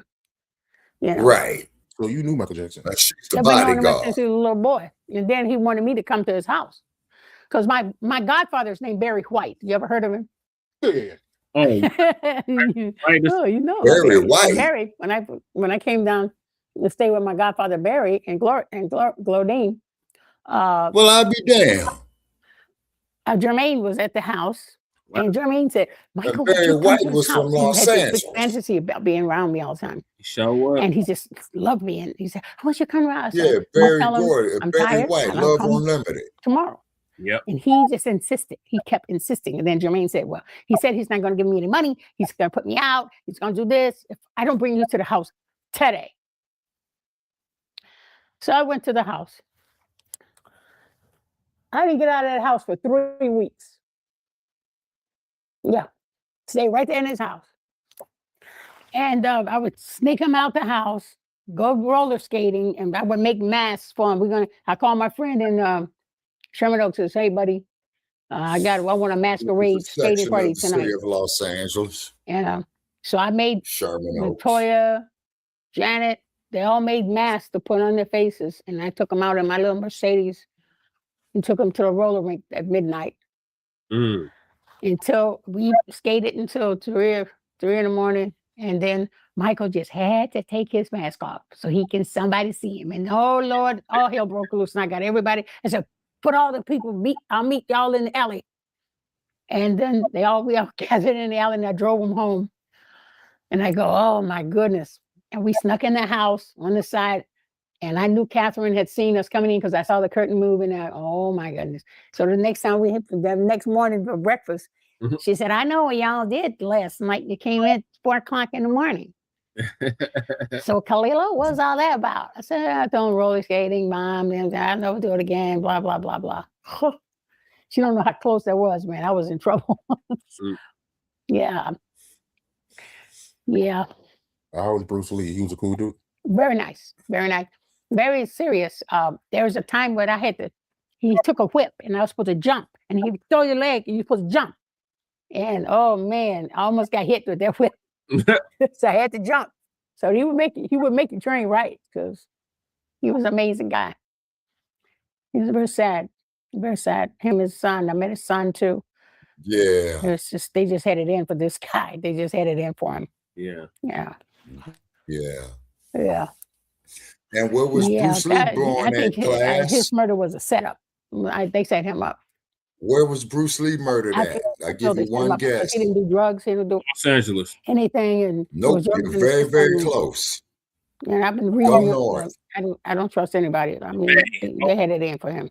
Huh? I think it was because Raymond Chow didn't want to give him $300,000 for the rest of his No, life. Bruce Lee If was he had born did- in after San he finished Francisco. the Game of Death movie. That's just my opinion, though. You know, but I know He used to kick it was somebody set him up. I know that because he's very particular about what he eats and what he intakes. And he took and he used to study gymnastics. He used to jump over people's heads. That's why he was so good at what he did. So Jim Kelly and I made the cover of Many magazine as karate experts. And see, Jim just thought I was just a celebrity, took a little karate, to want to be, you know, in the papers. I think that's very seriously. I've been taking karate since I was 5. But got very serious when I was 8. I became a second degree black belt when I was 10. Wow. I took that very serious. I turned out to be a 9th degree black belt. Wow. And I got a belt just by whooping Jim Kelly that one day. Wow. Damn. So, this is not no publicity stunt, Jim. This is real. I guess he found out the hard way. Well, she's sensei for real. Yeah. Okay, Shabaka, that's all we got for Grand Rising. Okay. Yeah, so that's Grand Rising on that day, ladies and gentlemen. Okay, we had to take time to show our sister there, Kali Ali, you know, out of my youth and out of my lifetime, you know, of over 50 years ago. You see what I mean? And just take what is useful, to quote Bruce Lee. Take what is useful and leave what is useless. So always, Black family, treasure and respect the legacy of Muhammad Ali. After all, the man sacrificed his prime years from his profession for standing up for what he believed in when he told white America, fuck you and fuck your war. He ain't going. And he didn't. And he didn't. And he did. So therefore, for all my trolls who see this here on my wall, get with me on my Shabaka's Black Experience Enhanced page. Let's argue. Soon as you talk shit, I'm going to insult you, and then I'm going to block you because you're not going to get my page torn down. You know, and also that house Negro out there, I ain't going to say your name. I said what I said. President Trump is the greatest. I insult you, fool. I leave you to your ignorance. I'm not going to say your name because I damn sure ain't giving you no free publicity. Not up here, we ain't. See, we don't yassa balls here. We don't ass scratch. We don't coon. We appreciate the legacy of where we come from. You know what I'm saying? And on that there, Brother Jay, damn, it's 12 o'clock, man. You know, so it's been a long night. I got to wrap this up. Appreciate everybody that's in with us.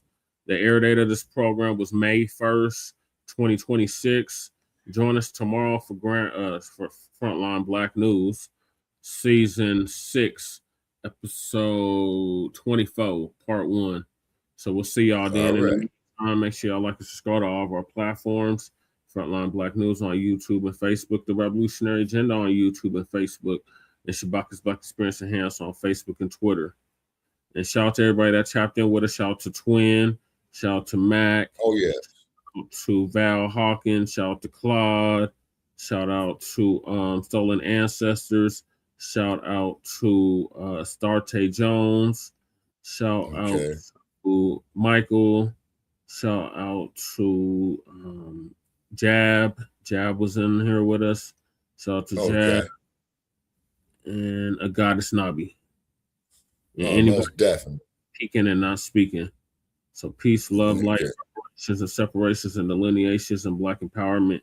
Chan Krumah and signing out from the Mile High Income and Illegal Migrant Flooded City. And Shabaka signing out from the Sin City. We'll see y'all tomorrow on Black News. Peace. Come on, 7-Eleven.